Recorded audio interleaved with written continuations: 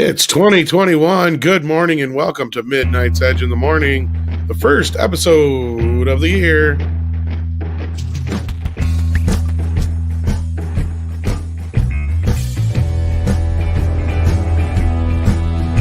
Greetings, good morning, good afternoon, good evening, whatever it is where you is. I am Tom Connors. And joining me this morning, at least so far anyway, here is the boss man himself, Andre. Greetings, everyone, and Happy New Year. Pretty much no matter where you are. Right now, we should be in 2021. I don't think there's anybody left. I think they're all on board now. We all made it past the deadline, so that's brilliant. And I see we got lots of people joining us here already, although this is early morning for many of you. We have both Sharon and Tim Hayes joining us, so good morning, everyone there. I saw Mills in the chat earlier. Madness Productions is here, who is not wrong, by the way. And we have the DJ B2. That's an awesome name also. So yeah, we have quite a diverse group. So Happy New Year, everyone. Feel free to let us know where you are so we see what kind of... and we got Mr. H here. H, you want to join? I'll send you a link. Yeah, I think he's coming on Monday too, but sure, he can come on in. Yeah, if you want to join, you're most welcome to. So find him in my... I'll send you the link, and if you have the opportunity, you're welcome to. Or have you done it already, Tom? I just found him. Otherwise, I got him. Yeah, okay. You send it then. All righty. But yeah, we may have a few people pop in. It's just kind of I wouldn't call it a lazy day, but we're definitely on a little bit more lax day. We didn't have anybody lined up. It's New Year's Day. Nobody's awake really, other than Mr. H, because it's already afternoon where he is. Yeah.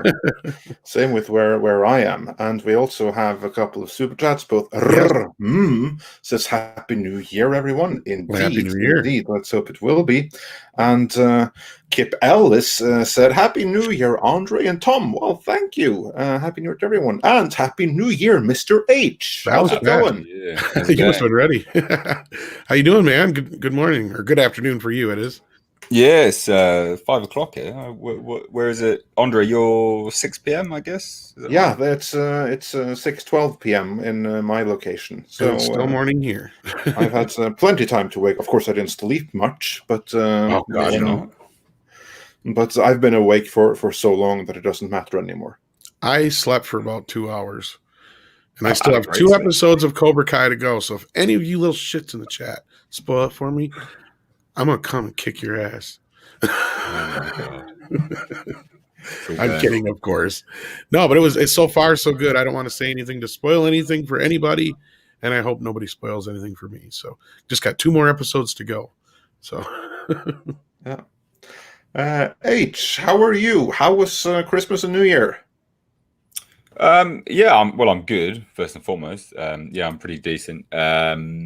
Christmas was a bit of a non-starter for me, really. I think, I don't speak for everyone, but I know I speak for a few good, a few people out there who this year just didn't really feel Christmassy. So it was a bit of a non-starter for me, really.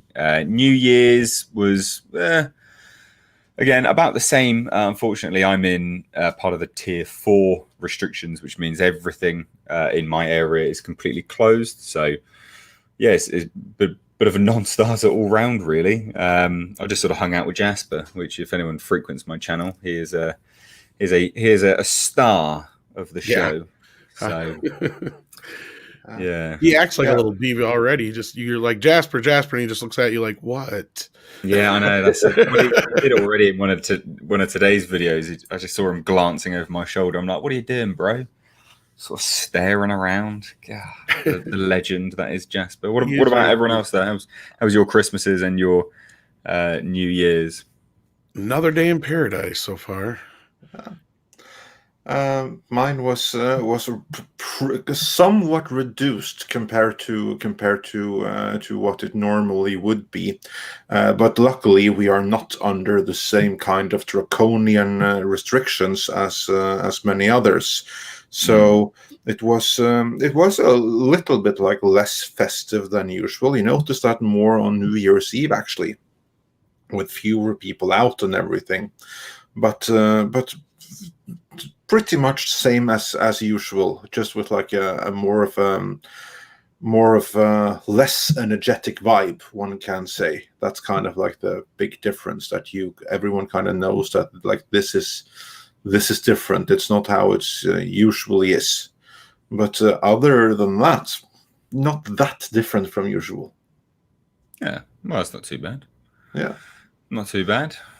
Could be worse. Could be worse. So it was like more on New Year's Eve, because like that's when everybody goes out and have like parties and stuff, and some people had that still, but that was significantly reduced. And I don't think I've ever seen less fireworks than this year. Of course, there were still plenty fireworks, but not as much as usual, and nothing compared to from like before they banned rockets, because like 10 years ago we had like the rockets that you could like that would actually go some distance into the sky before exploding, whereas now it's mostly just like batteries and stuff that explodes just like within 100 meters of the surface. So it's not quite that elaborate light show. And speaking of light show, we got a super chat from Spider Unlimited, who sent us almost $15. Thank you so much. And he says, "Happy New Year from New York, fellas. Question for Andre. Bond 25 filmed in your country recently. Were you aware of production? What was the national vibe? Were you close?" Yes, we were aware that Bond 25 was filming.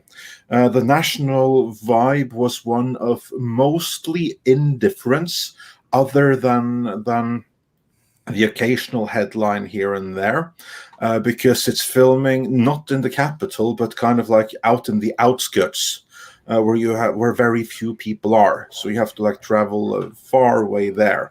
It's like the same thing when Mission Impossible was filming with Tom Cruise back in August or something. That was kind of like a bigger deal, because Tom Cruise crashed a wedding, and some of the guests there, including like some of the people that my wife worked with. That was pretty cool. But yeah, mostly indifference. There you go. Nice. Well, the mayor of the nation's capital over here decided to embarrass himself by our New Year's fireworks by putting the BLM symbol in. That's important in New Year's, isn't it? Oh my God! So he did that. So he did like BLM for rocketry. No. It was a drone show. So we had fireworks as well as drones, and the BLM symbol was part of the drone show. And fascinating.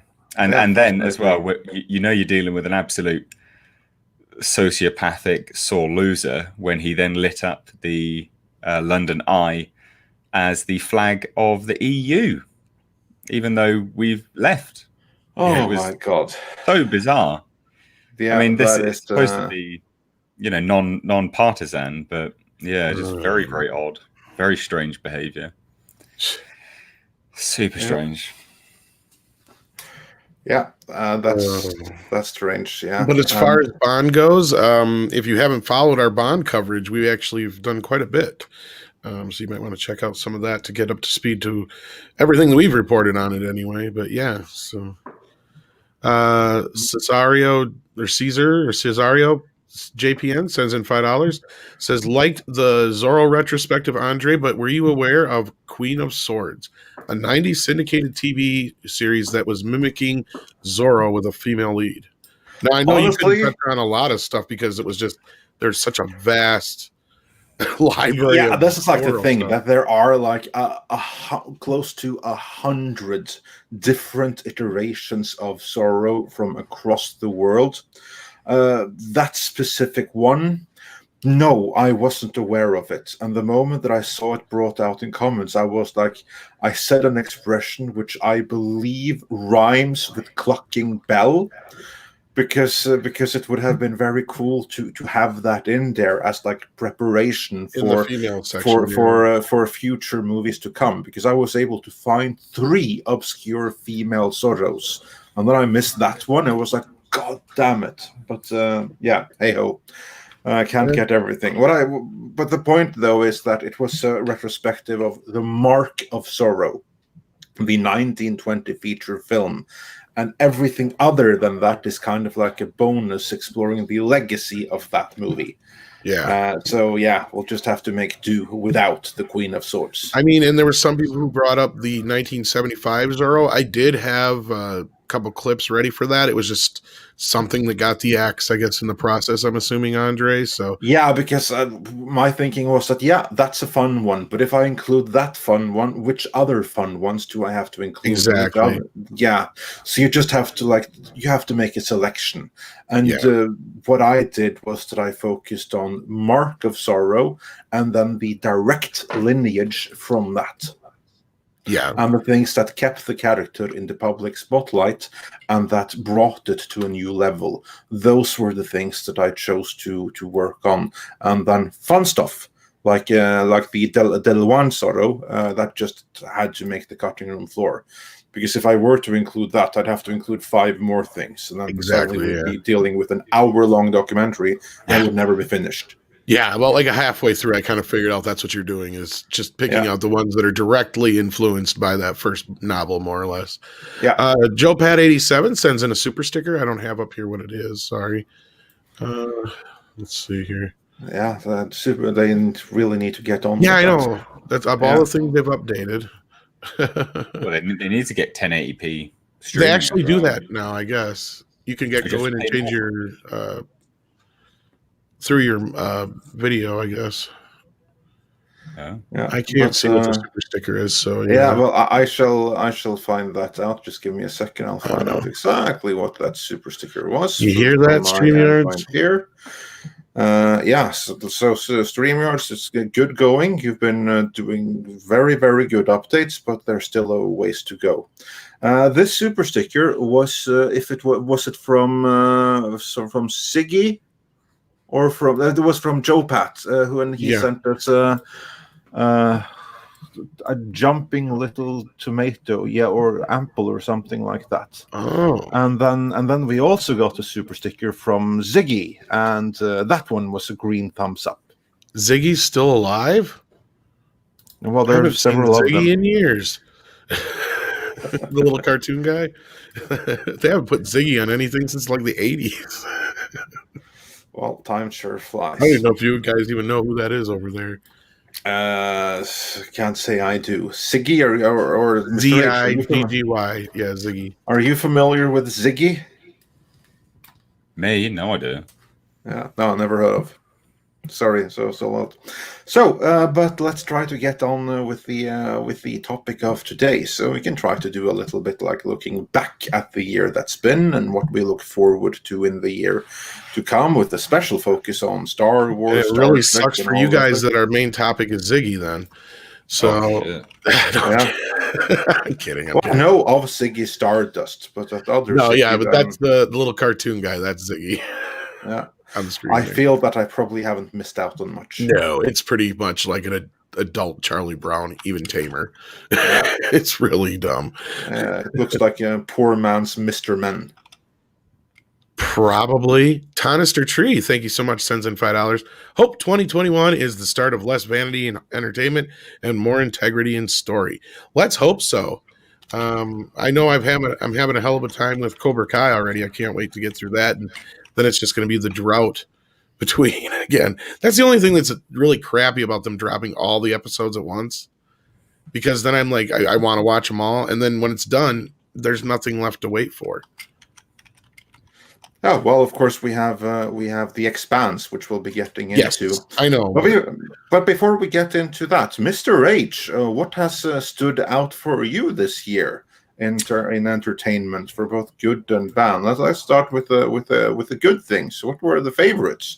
Is there any Star Wars or Star Trek among your favorites of the year? Well, no, Star Trek can absolutely go away. That we can wait until we get to the least favorites, probably. Yeah, no. So I did a tweet about this, and I'm trying to figure out when it was released. Let me have a look. Which one?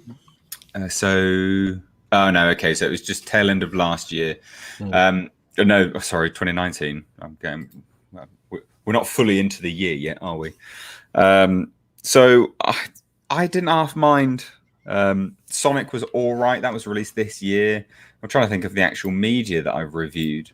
Did you see Bad Boys? The Boys was interesting. I didn't hate The Boys until it came sort of around close-ish to the end, where it started to become a little bit more apparent of their sort of narrative and I guess kind of what they were saying in the public eye about, just basically becoming partisan. But in terms of reviewing and things this year, it's been a bit crap for reviews, isn't it? What has actually come out this year? Sputnik was fantastic. I'm sure a lot of people didn't actually watch that, but that was superb. I can strongly recommend Sputnik.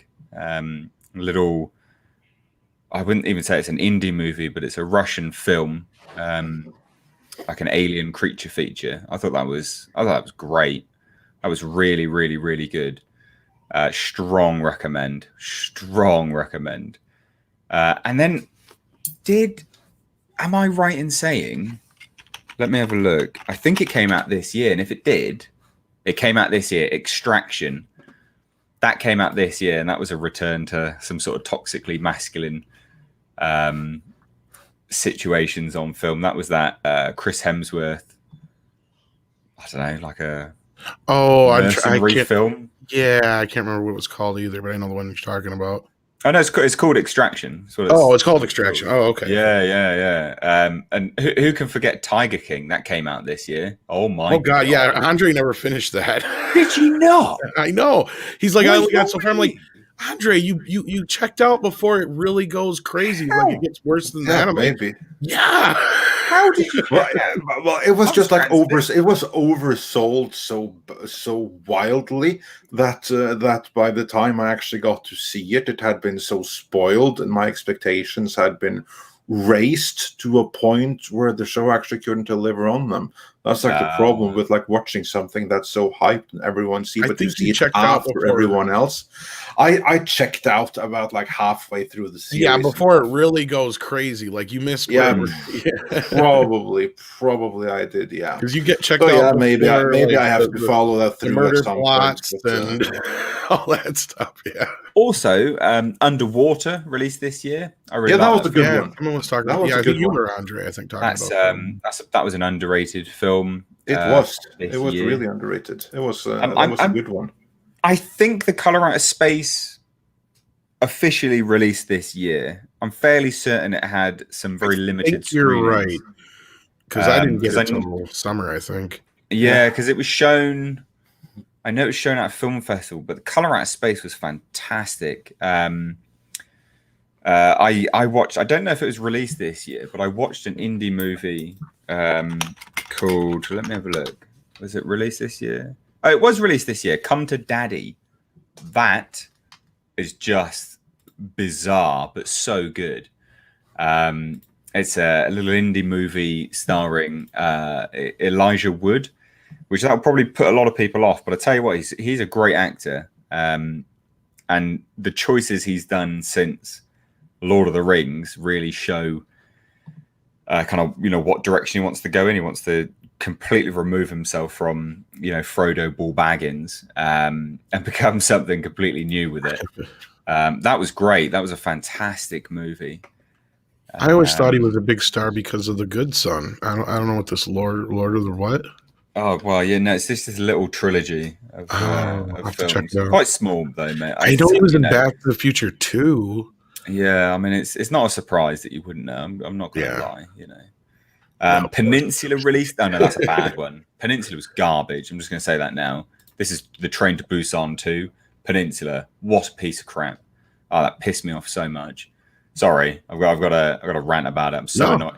Anyone in the chat who's seen Peninsula will know exactly what I'm on about. What a terrible, terrible movie. It's literally South Korean drifting children. It's just garbage. And Train to Busan is such a beautiful film. Absolutely amazing. Someone has just said no. Fat Man Love. The Fat Man is amazing. That's my new Christmas movie. That's so good. I absolutely watched love it that twice film. Already. Oh, it's just so good. And One which a lot of guys haven't seen, but it would have been advertised to you guys in the States, was Saint Maud, it was released in the UK, and that was astounding. It's this sort of psychological horror film. It's amazing. It's so good. Really, really, really great. And another positive, I actually really like Blood of Zeus. I thought that was pretty decent. And Sweet Home came out this year, and that was great. There you go. There's my my sort of. I've been literally looking through my playlist of reviewing things. So there you go. Yeah, Mills and Elizabeth think you missed The Witcher. I don't know if you got a chance to watch that at all. Was that this year? No, it wasn't. Was it? Yeah, I don't know. I didn't watch it. So. I saw it. I saw The Witcher. I thought it was all right. They didn't release this year, did it? I thought it released last year. Yeah, but I saw it this year. Sorry, it released last year. Yeah, it probably was released in 2019. I think it might have been. Yeah, I think it might have been. But I certainly saw it this year. And I'm so glad someone else, Crags, in the chat is saying Peninsula is effing terrible. It is awful. It is so bad. I no idea what they were thinking. Yeah, it's just atrocious. Such a terrible film. Yeah, I mean, I loved Fat Man. I mean, I've been praising the hell out of that one since I saw it a week ago now. Oh, that's such a good film. It was. It was really Goggins as well. Doesn't he still? Yes. And it's not exactly what you'd expect either. I was trying to explain it to people. I'm like, you know what? It's basically if Quentin Tarantino decided he was going to make a Christmas movie. Yeah, no, it is. It really is. It has his humor to it, but it also has his, kind of. It's not as stylistic as a Tarantino movie, but it's definitely got that tongue-in-cheek kind of like, I'm going to give you a kick-ass action movie, but it's going to have a few belly laughs in it at the same time. But it's definitely not a comedy at all. So no, but so I love that. Of course, I loved Bill and Ted. Major Grey Wolf brought that one up. Bad Boys 3 was a surprisingly good movie earlier this year. A lot of people like that. I still didn't get around to seeing that, to be honest. I was never a big fan of the second one, but I loved the first one. This one retroactively helps me enjoy the second one more because it really does bring the first two films together. Yeah, it's good when films do that. They sort of piece it together. And I think it helped that Michael Bay wasn't directing. Yeah, even though he has a cameo, but yeah. Other than that, Sonic was okay. Yeah. Cobra Kai, of course, that came out today, so that doesn't technically count. I'll tell you what a standout, New Mutants. Not for being good, for being just bad. What the fuck was that? I still ain't watched it yet. I got it. I haven't seen it, and I have no intention of seeing it. Well, that's me. I tell you what, you watch that and you go, yeah, I know why it was delayed now. Like, seriously. I have it's like two movies smashed together. They have like a weird baby or something like that. Because everybody was saying, I don't know what the director was talking about. No reshoots. You can tell there's reshoots. Everybody was saying. Oh yeah, God, so many. Did this come out this? I tell you what came out this year as well. The Hunt, ladies and gents. Do you remember that's right. Yeah, the film that had so much controversy, and it was just satire about both the left and right. It was non-partisan, and everyone got their fanny in a flutter about it all. That was a great movie. I enjoyed that very much. And that who was the lead? What was her name? Betty Gilpin. Epic. She was great in that. A few people brought up Birds of Prey and Wonder Woman, of course. Both horrible freaking movies. We actually have a super chat that addressed one. Yeah, the one. Yeah, we have a super chat about that, and the one who brought that up in a super chat, just to get into that one, since you mentioned it, was my countryman, Tebios Tubak, who said, Birds of Prey was a good movie, better than Wonder Woman 84. Well, I will give you one of those two. I will give you one of those. I had more fun with Birds of Prey than I did with Wonder Woman 84. Really? Yeah, I had much more fun, because the more I thought about Wonder Woman 84, the more it annoyed me and just left me like angry because of the messaging and everything like that. Whereas Birds of Prey is like a joke that you can dismiss, whereas Wonder Woman 84 was like more sinister in a way. I don't know. I felt the other way around. I felt completely the reverse. Yeah. Oh wow! Look, it's me and Tom versus Andre for a change. Yeah, that's weird. To me, after watching Birds of Prey, it literally made me feel like shit, like sick to my stomach. Like how I hated the movie be made. Like garbage. Every man in that movie is utterly horrible. And just the way the movie plays out, if somebody put a gun to my head and I had to choose again, I'd definitely watch 84 again over Birds of Prey. Yeah, likewise. Like the overt agenda was much higher in Birds of Prey than it was. Yeah, it was more overt. It was more overt. Like there was agenda in Wonder Woman 84, but more subtle and different. Yeah, but that's fine. Like, that's taste. No, it's totally understandable, but not really. No, obviously, I'm not going to make fun of Andre for feeling that way, or for Tebios. Is that how you say it? Tebios. Tebios, or for Tebios for feeling that way as well. I mean, we all are, able to have our own opinions, and we're not going to make fun of anybody for it at all. So yeah. But as for Birds of Prey, go back and check out our roundtable with the great Lauren Chen, who came to join us to take that movie down. That's how much we enjoyed that one.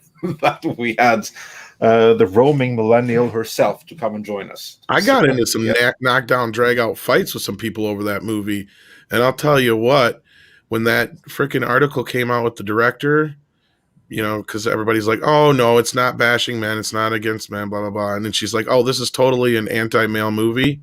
Oh, I fucking knew it. Exactly. Anytime I can use that. Speaking of Walton Goggins, yeah, he's so good. He's so good. He's well, and he makes that part in Fat Man so believable. Because let's be real, folks. Like the whole idea, the whole plot, obviously is ridiculous.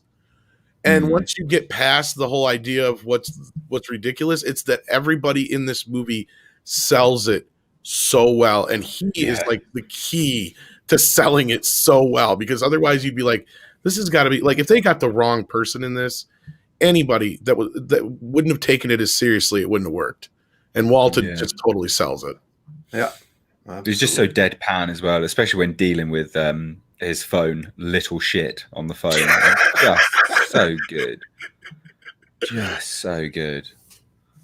It just makes me. I love that. It was so good. If you guys have not seen it yet, do yourselves a favor. It's definitely worth the $4. But if you haven't, it's worth like the $10 or $15 to buy it on digital. Oh yeah, no, I would like that's worth paying for, and it's worth supporting it, because that's a film that I am quite surprised it got made. Some of the things that go on in it, to be perfectly honest.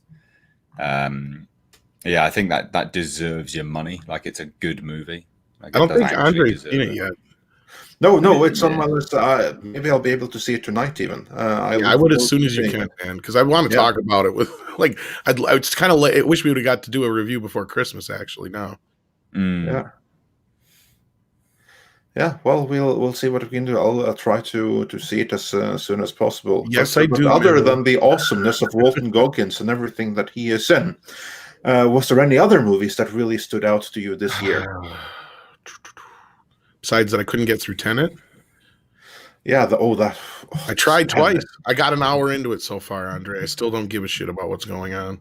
Yeah, that movie was such a mess, and I think that they really lucked out with the whole pandemic thing, because that way they have an excuse to hide behind. They can like pretend that this would have been $1 billion movie had it not been for. No, it wouldn't. Like, this was, how like M. Night Shyamalan started believing his own hype, and then he released Lady in the Water. Tenet is Nolan's Lady in the Water. I'm beginning to agree with you, because even his worst movies to this point, I mean, honestly, I liked all his films except for Interstellar and Dark Knight Rising. In Interstellar, I just didn't like the ending. And Dark Knight Rising, you can totally tell he lost his direction when he lost Heath Ledger. Like, that's basically my only issues with any of his films. I even like Insomniac, the one with Al Pacino and Robin Williams. Which is actually a remake of a Norwegian movie. Yeah, I can't remember the name of it, but yeah, you're right. Insomnia. Yeah, That's the name of the original one too. Yeah. No, okay, same thing basically. But no, like this new movie, I'm watching it, and it's not the plot. It's not really the characters per se. Well, I mean, I guess it could be those things, but it's mostly just the way it's shot. It's pretentious as fuck. Like it just oozes the whole of like Rob likes it when I use the Family Guy clip where uh, he's like, yeah, I don't know, I don't like The Godfather. It insists upon itself, and she's like, "What do you mean it insists upon itself? It insists upon itself," and that's what this is. It insists upon itself. It's like you really, it does. It's literally the film version of sniffing your own farts. It's like you really think you're that much more fucking smarter than the audience, dude. Really. Like it's not like it's I don't get what's going on. I get what's going on. I just think it's fucking stupid. I see. I enjoyed it. Oh, it was all right. I haven't got. If I get to the end of it and it makes more sense to me, I will give it a better review. It won't. Well, I thought it was all right. However, someone in the chat has said Unhinged. That film was great with Fat Russell Crowe. Awesome. Great movie. Like that one a lot. That one stands out to me because it was the first movie I watched back in theaters post UK national lockdown, and that was great. I had a good time with it. And again, I'm so surprised that movie got made. It's basically Karen the movie with road rage and murder. It's great. See, now there's somebody just brought up his last film, the one before this, Dunkirk. I didn't mind Dunkirk. I didn't even watch that. I can be bothered. Yeah, Dark Knight Rises, neither could I. I've only seen it like twice, so give me a break. I'm always twice. Well, then you make up for one of us, because then between the three of us, it's been seen 2 times by one person. I'm always intrigued by Christopher Nolan films, right? But I have to look at the trailer and go, basically, whenever something's announced by him, I'm like, oh, I'll have a look at the trailer, like I'm intrigued by taking a look at it. Yeah. But that trailer, I just wasn't interested. I didn't care. How did you not see Dark Knight Rises, Andre? I have seen the Dark Knight. That's the one I was talking about. I've only seen it twice. Like, yeah. Oh, okay. No, I've seen Dark Knight like a dozen. Shit, I saw it in the theater like 3 or 4 I thought you saw Dunkirk twice. No. Yeah, that's what I thought you said too. I only watched it once. It was pretty good. It's probably his most straightforward movie. Yeah. As far the Dark Knight Rises, I saw once. That was in theaters, and I had no need to ever watch it again. But I will say one thing for it, because at the time of watching it, it seemed completely ridiculous. Like I didn't buy into the premise that a city and the state could be held hostage and the rest of the country wouldn't do anything about it. Then this year happened. So now the movie is strangely prophetic, and the asks that once seemed too much to ask, you now kind of like just have to accept. So yeah, it's been made better, but I still think it was the wrong movie to make. Oh yeah, like I said, I feel like what happened was he lost his edge or his desire to make it after Heath Ledger passed, and Warner Brothers just forced it down his throat, and he came up with a half-assed idea at the last minute kind of thing. I'm sure he had a much grander idea. You can really tell he's setting, didn't he? Yeah, you could tell he was setting something up. I feel like the Riddler maybe was something that was coming next, because he would have been like the next logical step from Two-Face to Joker to how, the whole system was kind of working to where the Riddler's like somebody completely different. You had chaos and you had, all the other things to where he's controlled chaos, kind of thing. I would have loved to have seen Nolan's version of the Riddler. I think he could have done an excellent job with that. I'm sure, but unfortunately, he just wanted to do a trilogy and close the movie and close the entire saga. And the end of that was that we had a Batman that spent less time in the Batsuit for his entire career as Batman than Christian Bale spent in the Batsuit filming it. No, because I think, what happened was whatever his original plan went out the window, and like, okay, what's the most memorable moment in Batman history? Oh, when Bane breaks the bat, so let's do that. And it's like, we don't need. It wasn't even that impressive, was it? No, not really. It didn't capture any of the original comic at all. It was really bad.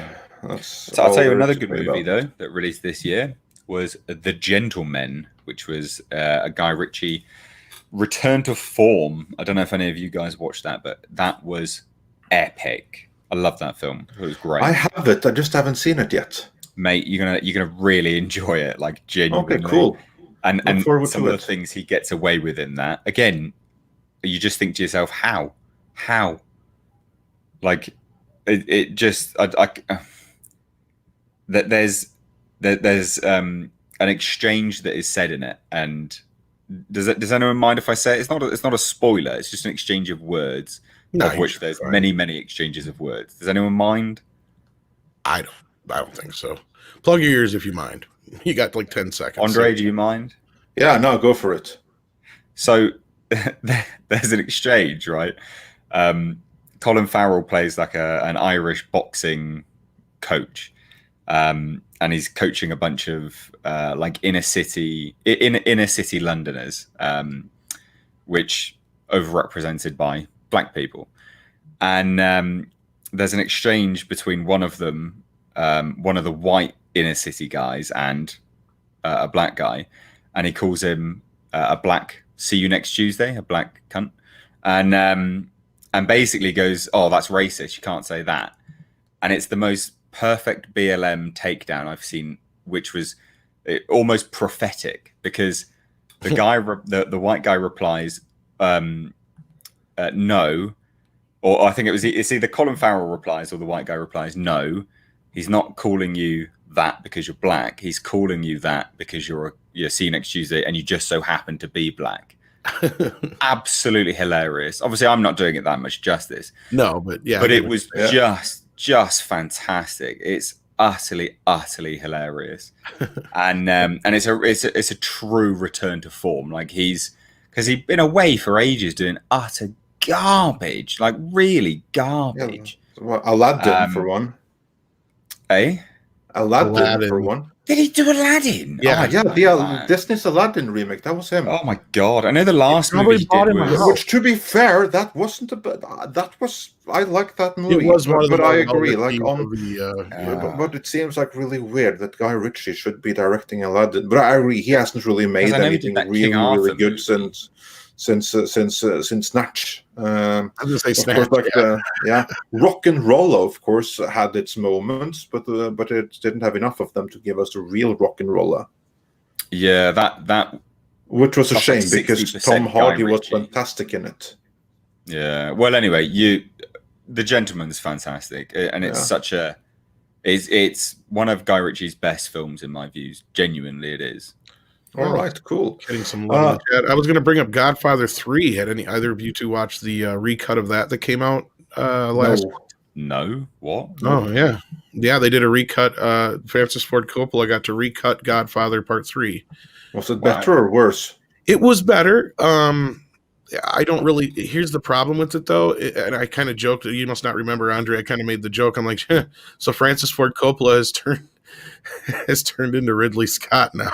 Oh my god! He basically remade his own movie, but cut it down and added one new scene. Basically, that's really all it is. Yes, it does help the movie flow better, but it's still the same movie. The only thing he did was recut it so it's more like the original Godfather.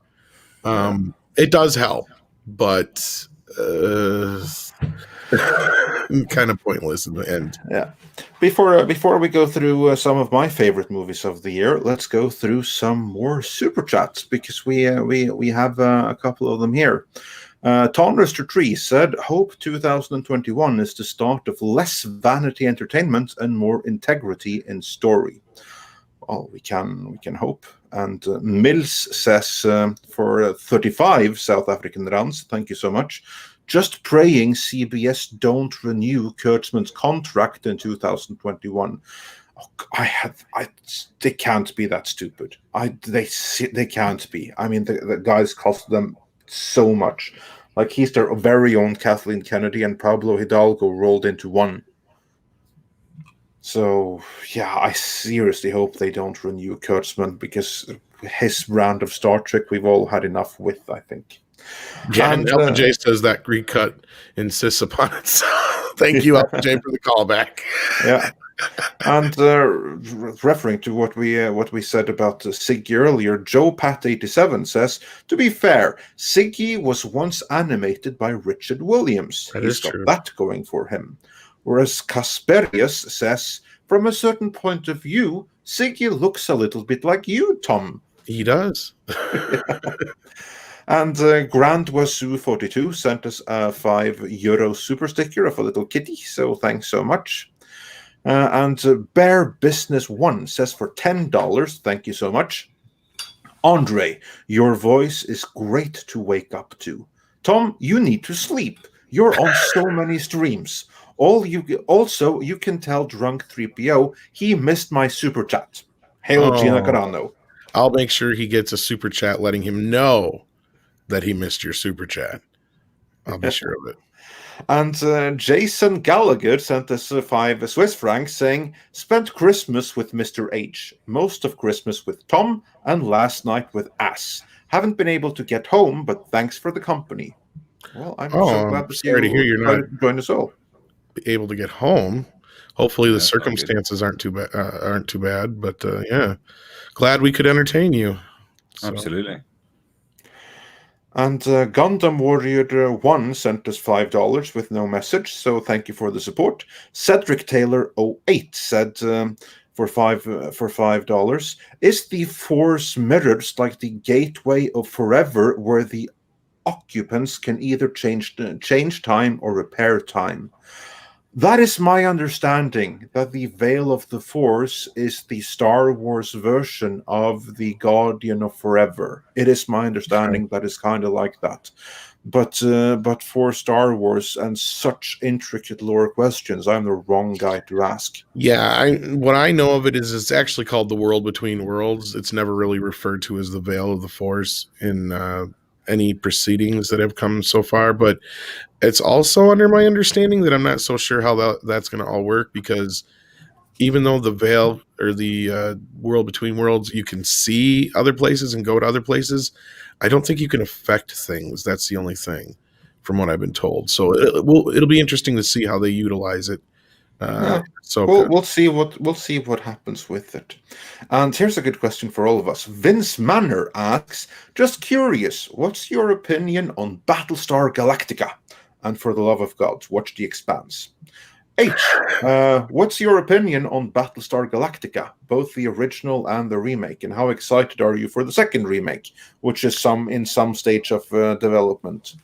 Well, so the second remake is an interesting one to explore. Like I've done a few videos on it, because it's not actually clear cut what is going on with that yet, because they announced first. It was announced. It was either first announced that it was going to be a TV series, then they also announced the movie. Then one got sidelined, but then we've got an update on the series again, or it's the reverse of that. So that's a little bit confusing, to be perfectly honest. But apparently, I know that they said that the series isn't going to be a clear-cut remake. It's sort of going to be a continuation in tone and style.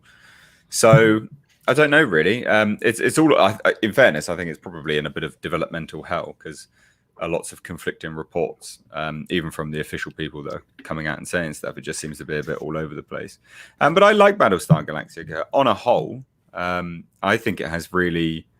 I think it's one of those ones that has a lot of promise. Like a lot of promise, but we've strayed. Well, we did stray away from that sort of space opera. Could you call it a space opera? I don't know, space fantasy, whatever you want to call it. But we strayed away from that. Space opera, yeah, maybe. It's kind of a space opera. Yeah. So it'll be interesting to see it, because we are kind of returning to it. We're returning to that as a trend. We've got the Mandalorian, although kind of space western. But yeah, I mean, I think it has potential to be. I mean, it's good. I like it, but it has the potential to be absolutely fantastic. So we'll see. Yeah, Tom, your thoughts on Battlestar Galactica? All iterations. I have not seen the remake, so full disclosure there. When it came out, I was really in an anti-remake phase, to where I really,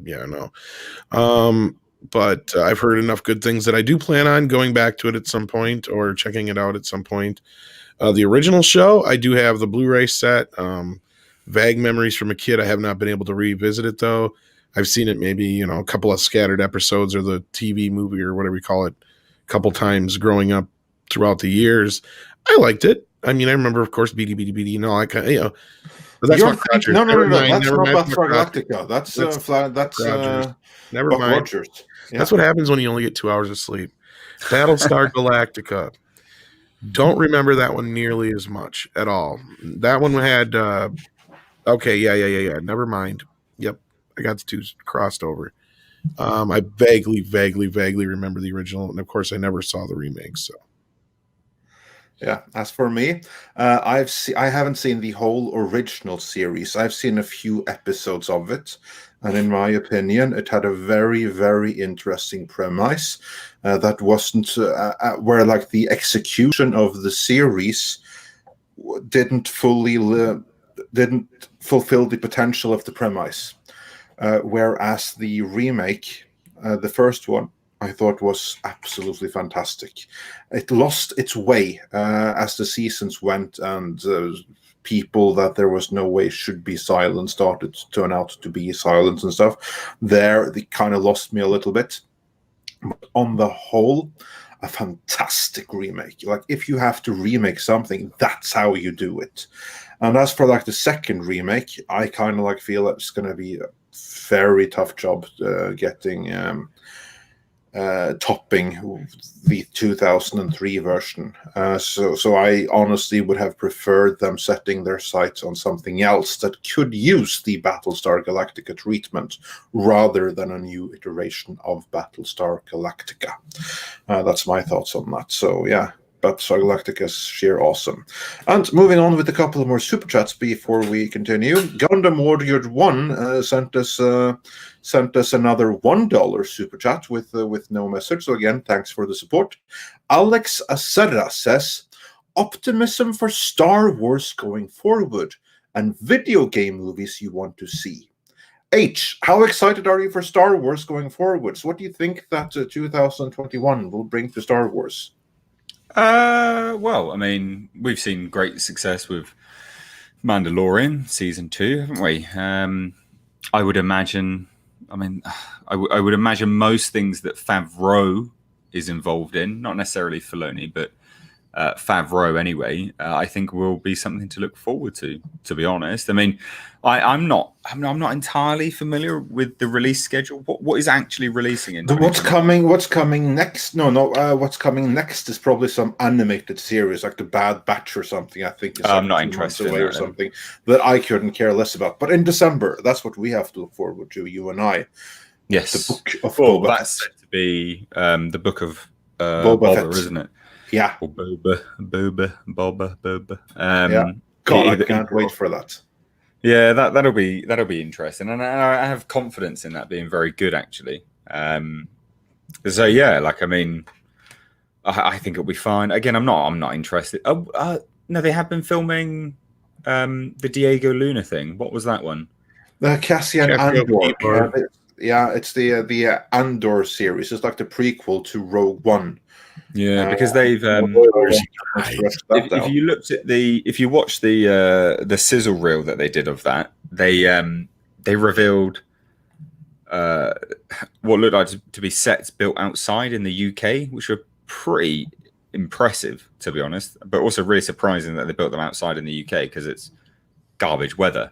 But it indicates that they are semi-permanent, because obviously they have to withstand bad weather conditions in the UK, of which there's horrendous ones at the moment. So that'll be. I'm interested to see the direction of that one, not because I care about the character, because I don't think a lot of people care about that character. I think no one cares. Yeah, it's such a weird one to greenlight. It's so weird.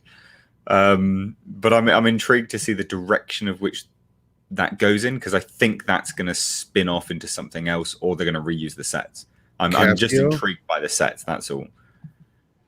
Are you talking about the Casio keyboard series? Or Yeah, something? the Casio keyboard. He's talking about Casio keyboard. Yeah. Well, it's just happening because, yeah, I think it's more so happening probably because they had the sets, Mr. H, and it was one of the first ones they had decided to make because, are they just reusing them then? Is that probably just repurposing his ship and stuff, I would imagine. No. So on the sizzle reel that they showed on that investor day, right? There is some massive sets that they've been building outside, huge sets, but they're building outside in the UK. And that's what has me intrigued. Just the fact that, I mean, they're clearly semi-permanent. My guess is all that shit was done before they had the new stuff for Mandalorian. Because why would you build a big ass set? But the stuff for the Mandalorian's in a different country.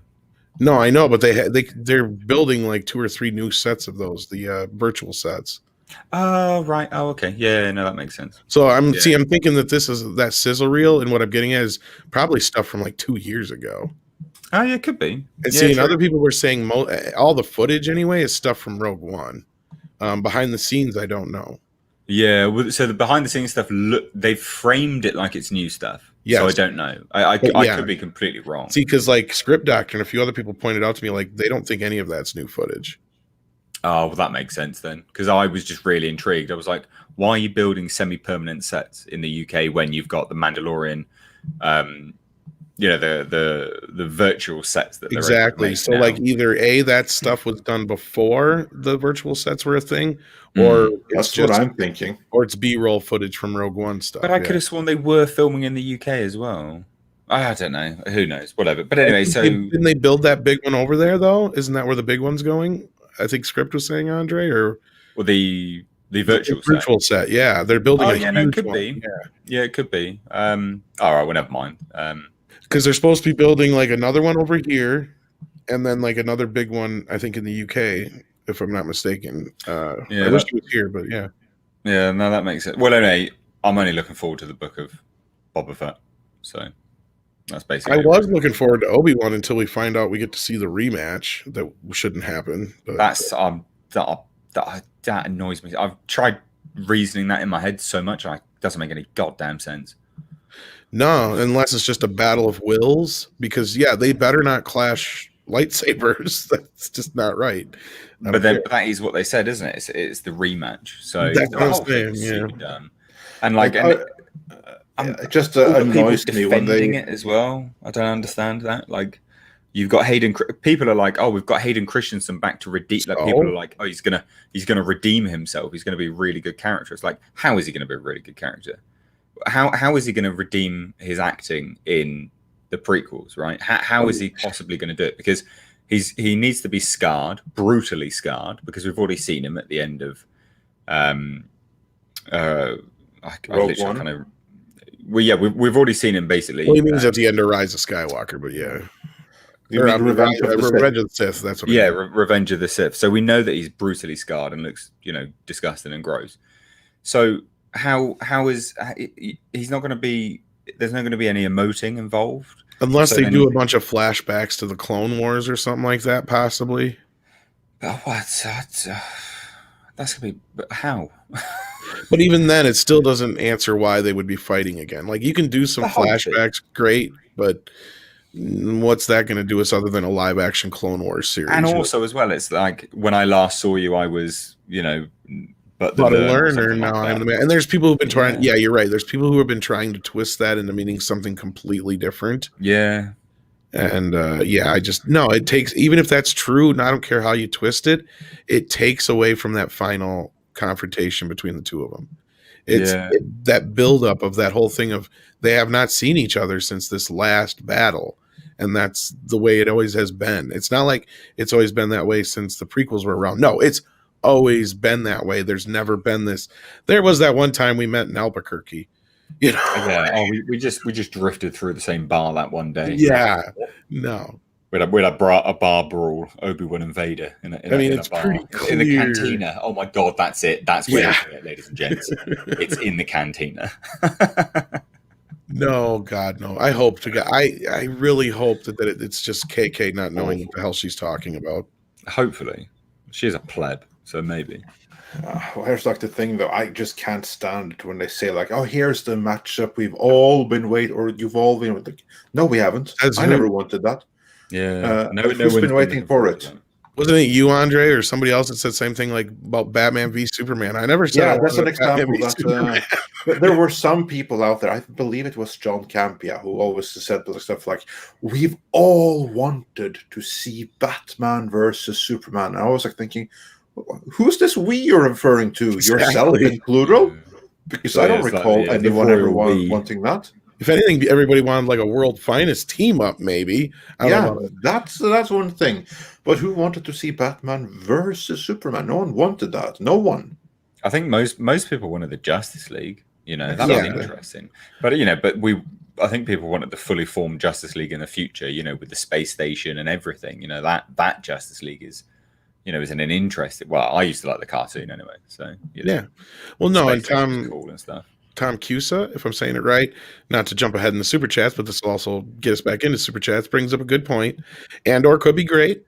Mandalorian borrows classic Western beats, just like classic WW2 movies for inspiration, and they will be fine. Yeah, it could be okay, but the problem, the only thing that's really interests me and other people that I've talked to so far, Tom, is that the only thing that's interesting is that damn robot. Nobody cares about Casio keyboard. That's why I agree. Oh yeah, the smart mouth robot thing, wasn't it? Yeah, everybody likes the robot. Yeah, the robot was cool.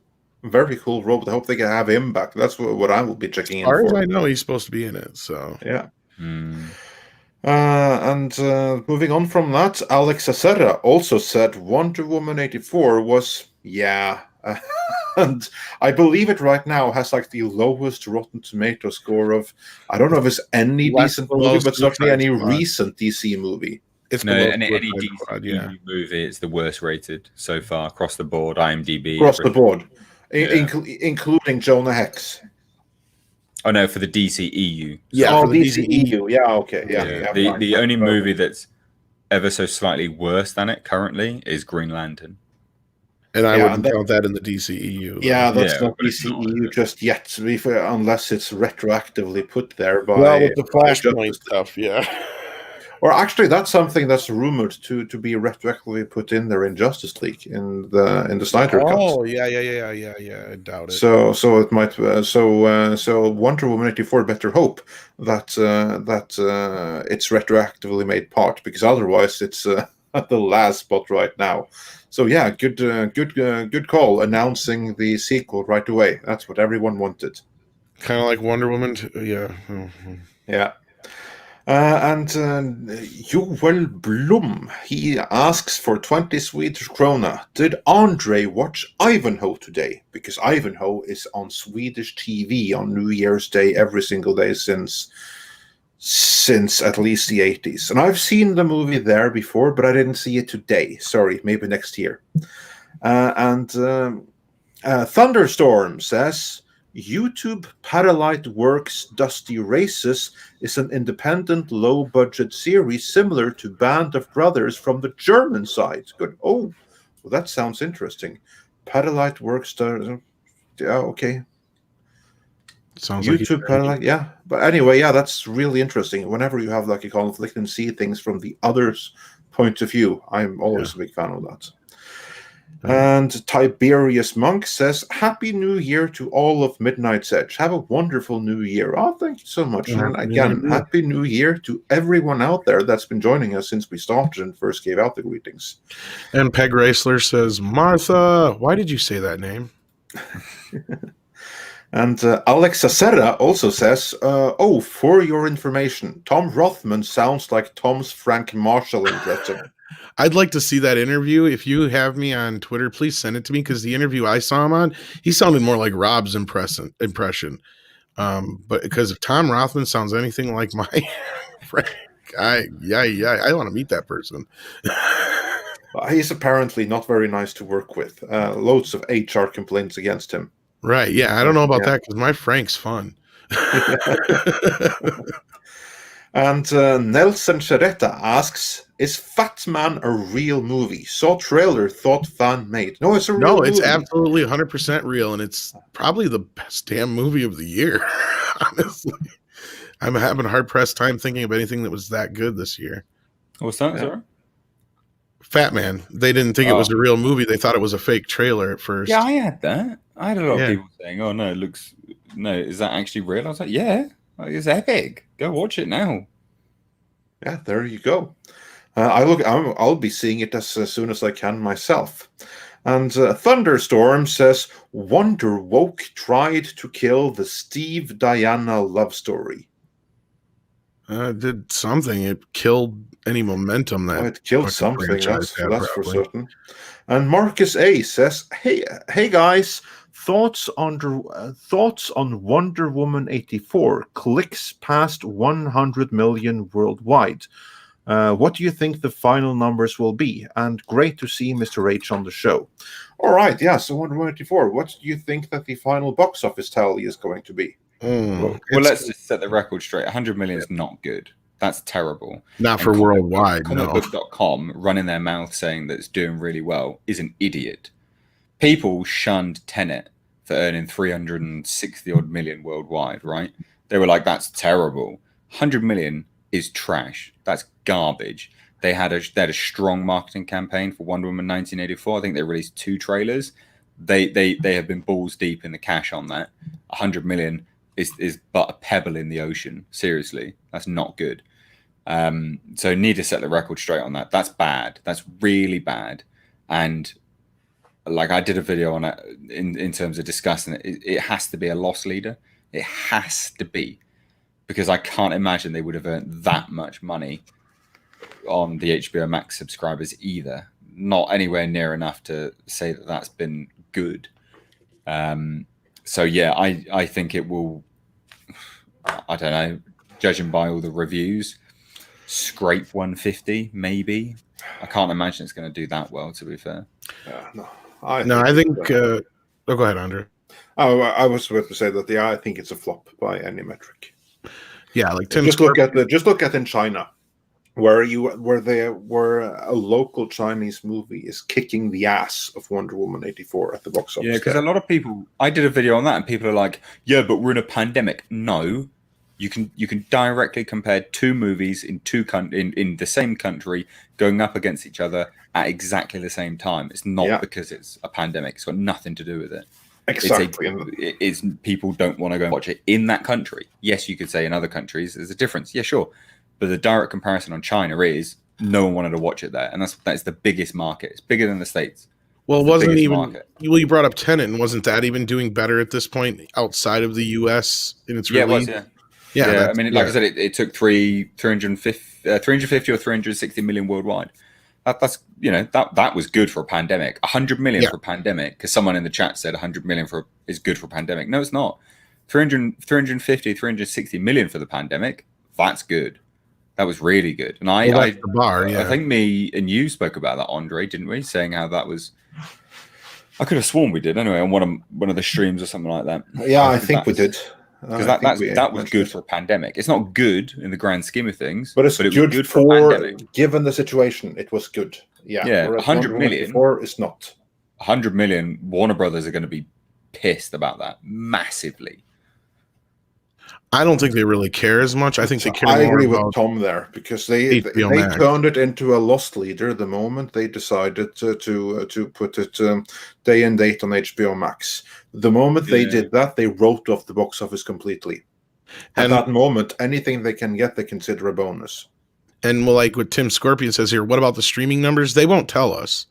But I can tell you right now, they probably weren't very good, or the signups were not as good as they were hoping, or they wouldn't have announced Wonder Woman 3 so fast.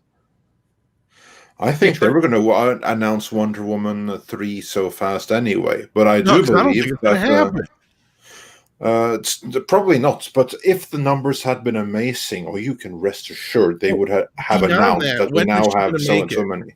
When was she going to fucking make it? That's my question. I keep asking everybody. She's going in Star Wars movie now, isn't she? So. She's got Cleopatra coming. She's got a Star Wars movie she's got to get done by Christmas 2023. She ain't got no room in there for a Wonder Woman movie. It's just not possible. Brothers, penchant for reshoots and meddling. Well, just beyond that, I don't think she could actually fit it within her schedule. Like that's well, 6 months per movie. If she's not going to be involved in the editing, yeah. Well, you have to. Well, the thing is, Cleopatra's not going to be no simple movie. That's going to be a big epic film. Star Wars is Star Wars, so that's another epic. 6 months. But also, she'd be directing it. Like, for instance, it would be like 6 months per movie if she was first assistant director. But she's the actual director. She's going to be there from pre-production till the close of post-production. That's not 6 months. That's 2 years. And that's what I'm saying. She doesn't have 4 years in the next 2 years to get this done. Exactly. Yeah. Exactly. So, no, I agree. I don't think that a Wonder Woman 3 is going to happen. Either it's not going to happen or it's not going to happen with Patty Jenkins. And after seeing this one, I'm very happy for it to not happen with Patty Jenkins. Well, what that means is you're right, Andre. If they turn around and say, oh, yeah, Wonder Woman 3 is happening, she's just producing it or whatever, she's not directing it, that means that the movie did piss poorly. Yeah. So they've gotten around that, actually, because in the announcement they only said with our real life Wonder Women returning. So they didn't say in what capacity she's returning as. So you could be onto a winner there that she's only going to be around as a producer, and that is only in name only to get people on board who like her. Yeah, that's what I think. No, but I'll be curious to see what their signups were in the next month or so. I will be really curious, and whatever the next movie is they push. Because honestly, Wonder Woman was probably the right movie to pull this with, but the word of mouth got around so fast on that, and putting it out in other countries first was a bad move. Because you had guys like Mr. H right away warning us that, everything you guys reported is true. Yeah, and it's worse than you think. Don't just love it when you are told that it's all true. It's all horribly true. Yeah. It's worse than you thought. You don't even get any decent 80s music, which that's one thing I've noticed a lot. That was so disappointing. Griping about, and it's like, how can they not? There's 3 major music owners now in the world, like Universal, Sony BMG, and Warner Brothers own all the music now. Like, how can they not have just pulled, a shit ton of 80s tunes out of their ass for that movie? Makes no sense, considering especially like in '84, Prince was huge. I think they owned Prince's catalog from that era. They had Blue Monday remix for the that movie. And then they had made the whole trailer. Yeah, and then they had the one song from Frankie Goes to Hollywood that didn't even come out for like 2 years after the movie. Super dumb. And then they have somebody, I can't remember who it was. He's a friend in the community. I apologize now, but he went and he recut a couple of the scenes with songs from the 80s, and even though they're still stupid and cheesy, it made it infinitely more watchable. But what they might have been trying to avoid with that is another Suicide Squad. Maybe the music saved. So that was the only good thing about it, was the music. Without the music, that movie would have been a disaster, because the goodwill that came from it was because of the music. I guarantee you.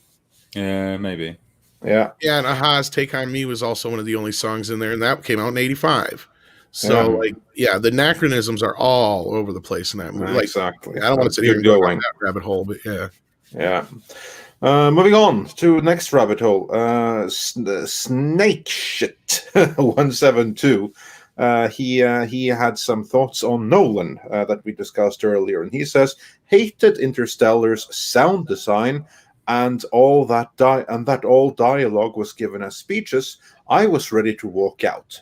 I did like the robots. Also loved Insomnia, which is the remake of the Norwegian movie. But and the gay rascal says, "Hit the like button. It don't bite." Yeah, that's so true. Hit the like button, everyone. If you like us getting up early in the morning to entertain you, although, and just to be clear, it's not so early in the morning for some of us. But, Warner may not own Prince's music anymore if they sold off, but that's the thing. They're the 3 major conglomerates that own all the music. That's why when the whole Star Wars fan film thing went down, when it got the pull down because of the music, it was Warner Chappell Music or Chappelle Music or whatever it was. That's Warner's division. They handle all of Disney's music now. If somebody else bought Prince's catalog, I don't know, but I can't believe Warner would have parted with it. Yeah. Moving on, Plugged In says, I second the gentleman. McCartney was A+++. I also loved Guy Ritchie's dig at white guilt in one of the scenes. He just doesn't give a F, and it's glorious. Well, Mills says, for another 35 South African run, thank you so much. The Battlestar Galactica series is in the Moore universe. The movie is based on the original series. That seems like a weird decision to go back to the original series at this point, if you ask me. But best of luck to them. And the gay rascal says again, I used to find time travel and multiverses intriguing, but now it's so overdone. I constantly wonder if something is real. Nothing matters anymore. Well, I'm very sorry to hear that, because you'll be getting a lot of multiverses in the next few years. And Comrade Commissioner Yuri says, hey guy, I'm still kinda in awe that Drunk 3PO interviewed Gina Carano. Yeah, he was on our show 2 days ago. So that was awesome. So, congrats to him.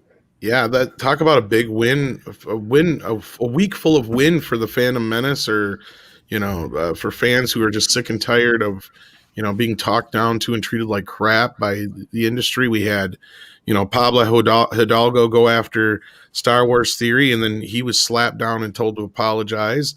So that finally had Disney paying attention to how these people are treating people. And then on top of it, or should I say their people are treating people. And then on top of it, Drunk 3PO got the surprise interview with Gina Carano, and that's a big win for our community, guys. I mean, that's a huge win. The fact that she didn't have to get any kind of permission or go, because you guys we can't get into it, but we've had to go through hoops to get a few things done ourselves. And Disney is no fun to deal with. So the fact that he was able to pull that off was amazing. And some of the things that she squashed in that too were great, where she was like, oh no, it's bullshit. Disney ain't forcing me to apologize and stuff. That was great. I haven't got a chance to watch the whole thing yet, but kudos to Drunk 3PO for that. And no matter how you feel about the whole Mandalorian, Star Wars, Disney thing, this last week was a huge win for our community. We cannot deny that. And also kudos to Gina Carano. Yeah, and also, I mean, I can't leave out our interview with Alan Dean Foster. That was another one that people have been bringing up quite a bit too, because that put a little egg on Disney's face. Hopefully, they do something to make all that right soon too. Yeah, fingers crossed. Fingers crossed. Sonic Stance says, Andre, did you know that in season 2 of the 90s Zorro TV show, Adam West guest starred as a character named Dr. Wayne? And the answer is yes, I did know that. You should watch our new documentary and see our Zorro retrospective, which was published yesterday. There you will even find a scene from that episode of Adam West as Dr. Wayne. So yes, quite aware of that. He's like, I like the costume, but I think it looked better in gray and blue. And the Festman 93 says, I want a Palpatine series funding to make a second Death Star. Spaced meets The Office. Hire me, Lucasfilm. And they could probably do worse. This sounds ridiculous enough to work. Yeah, and Spider Unlimited says, just throwing it out there, Jar Jar is more tolerable character to a point than Rose Tico. Jar Jar is a quite know about that, but well, you do have at least a point that Jar Jar played more of a role in the actual plot of the film. That he did. That he did. And Namco said, give me Judge Dredd versus Batman or RoboCop versus Terminator film instead. Yeah. Both of those crossovers were awesome in the comics, by the way, especially RoboCop versus Terminator. And I know you can back me up on that, Mr. H. Yes.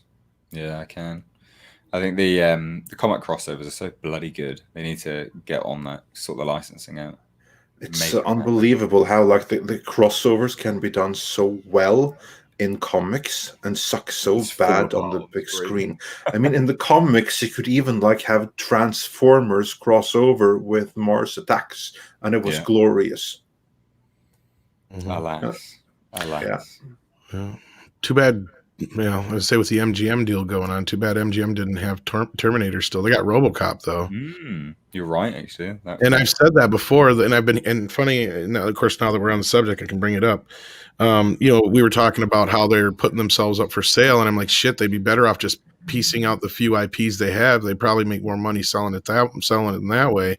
Yeah. Because the rumor going around, even though they want $5 billion, is they got like a lukewarm offer for $2 billion. Jesus. Yeah.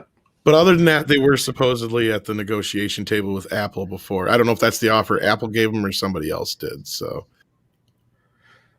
but before the holiday came, they were at the negotiation table with Apple, as far as I know. That's what my source told me. So, we'll see what comes out of it.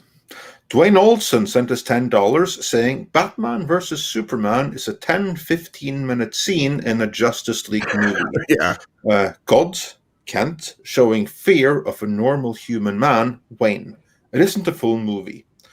No, it's too many movies in one. I can definitely agree with that. Well, and Superman says it right in the movie. He's like, I could end this right now. And that's the fundamental problem you have with any BVS situation is outside of, unless you get a situation where Batman pretty much cheats and gets the upper hand, Superman could snap him like a fucking twig. So anyway, what were you saying, Mr. H? Sorry. No, it's just like you have to nerf him. You have to nerf Superman. It's the same. It's the same with Professor X. You have to Professor X him because he's also powerful. If you notice that in any X-Men movie, he's always nerfed because he's too powerful otherwise. Yeah, you have that problem. I have to do something to limit, yeah.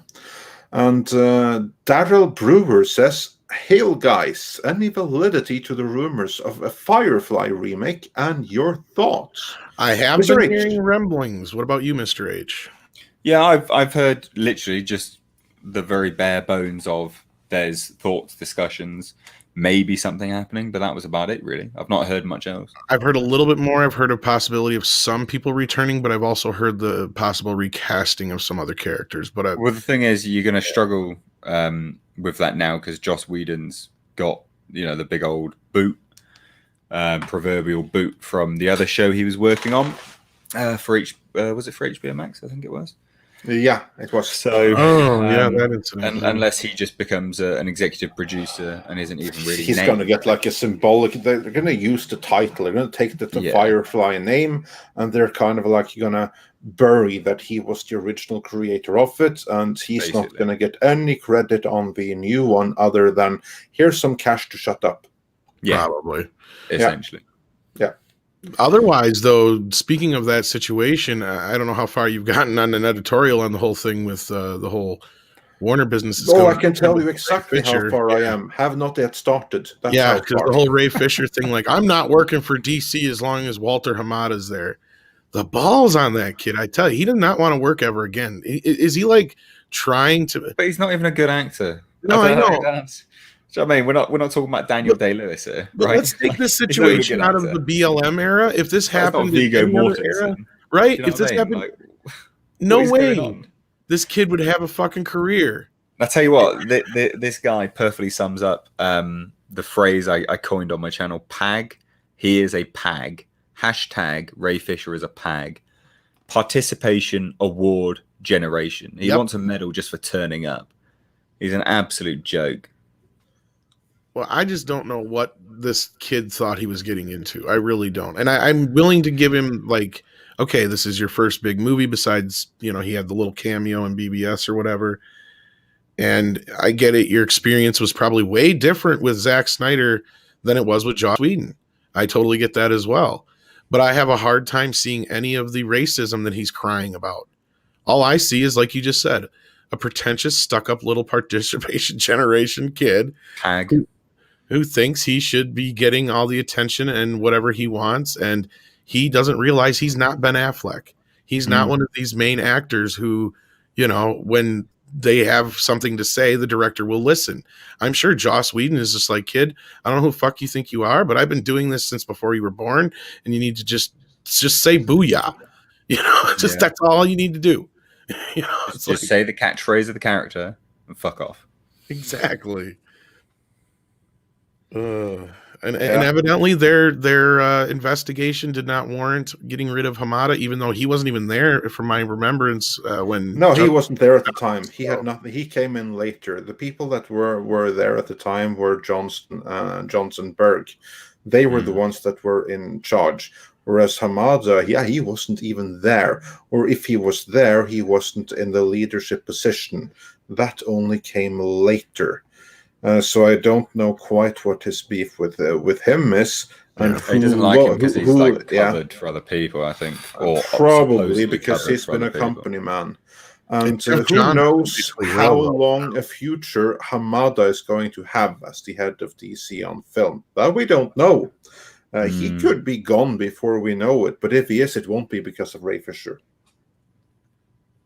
No, but that article that interview that came out had a few little bombshells in there, I think, that are really going to stir up, and they have stirred up a few people already. Yeah, including in AT&T, and that's kind of like why I'm saying that we'll see how long he'll be there, because he might not be fully aligned with AT&T's strategy either, and he just may have revealed that in a very public way.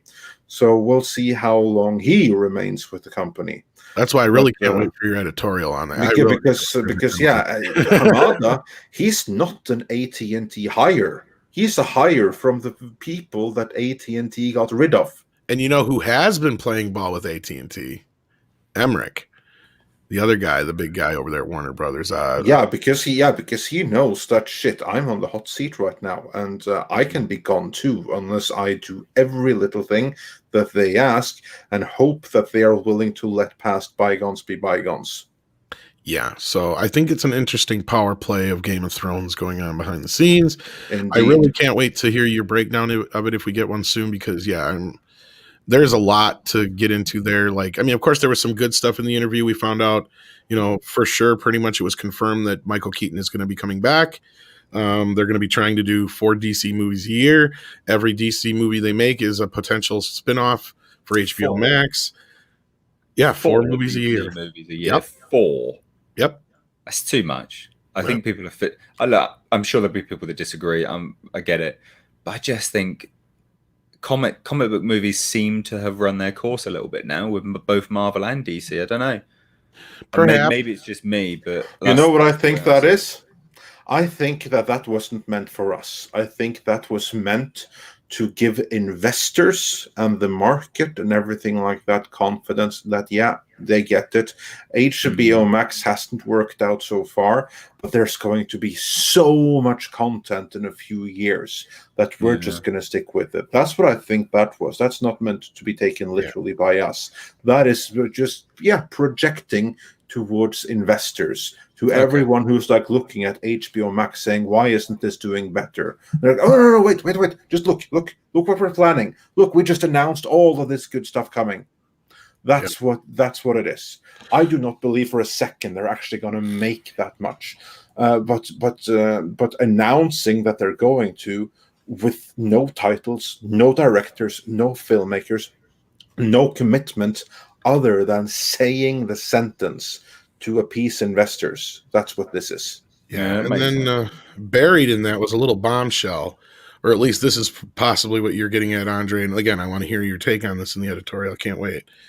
Is he stirred up a hornet's nest by saying, the Snyder Cut is basically a dead-end street in so many words. Yeah, that is bad, because what he did right there is that there he said that, like HBO Max, they're like wasting 70-80 million cleaning up the Snyder Cut for nothing because it's a dead end, because it's not what I want to do. That right there might have shortened his tenure at the head of DC alone, because he just went out and publicly spoke out against their strategy. What he needed to say was... I was going to say, he also publicly essentially contradicted what other people have been saying about it as well. Yeah, exactly. So he didn't do himself any favors there. And I assure you that if his position was under threat before, it's much more under threat right now. because HBO Max, when they invest 80 million into that one thing, that's because they want the Mandalorian of their own. And that means they want a season 2 of it. They don't do that just for a dead end. I mean, they have shown that they are willing to go and micromanage.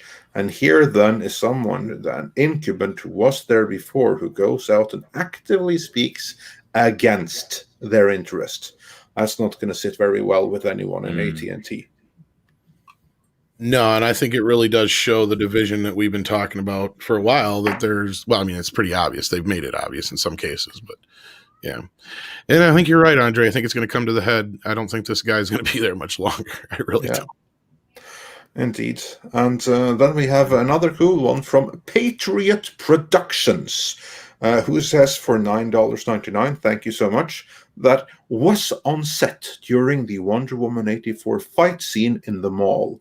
It was my only context. It was a great experience, but my God, the film is a big letdown.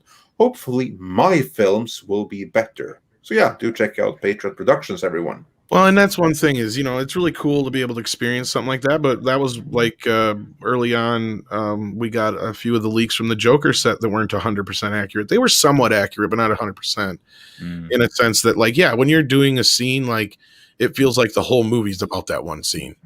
You know what I mean? Like, if you don't experience the rest of what happens, if you're just like an extra or what have you on one big scene in a movie, it's probably going to feel like the whole movie is based around that scene when it really in reality isn't. Because, like, yeah, we got a lot of talk about, they're painting Wayne as a Trump type character in Joker, which is somewhat true. And it's actually probably, and honestly, he's probably the most accurately painted in that it gives him both sides of the point of view. You have, the cutthroat businessman, but you also have the guy who's not getting any cuts in the media at all. Like, the media is killing him in that movie. So, like, that was the only part that really kind of came to fruition as far as being, that character being Trumpian in any way. But no, like, all the other stuff we heard about was true. But yeah, it was all from a riot scene. So, like, that's the only kind of point of view we had. Yeah. And here we have one for you, Mr. H. Gomer Kyle, I like that name, says, Happy New Year, guys. Thanks for getting me through 2020. Mr. H, love your Hellraiser readings and H.P. Lovecraft as well. Thanks again, y'all. Well, thank you so much. They have been a true labor of love. I actually cut together the complete story, and I didn't. It's amazing when you do these things as a weekly series, right? Because I've been doing it every Monday, Wednesday, and Friday, which, funnily enough, if you're still here, I hope you are, because tonight we release, and there's the brand new one, Hellraiser, The Bestiary, gets released tonight, which is part 1, because it's not over, we're continuing it.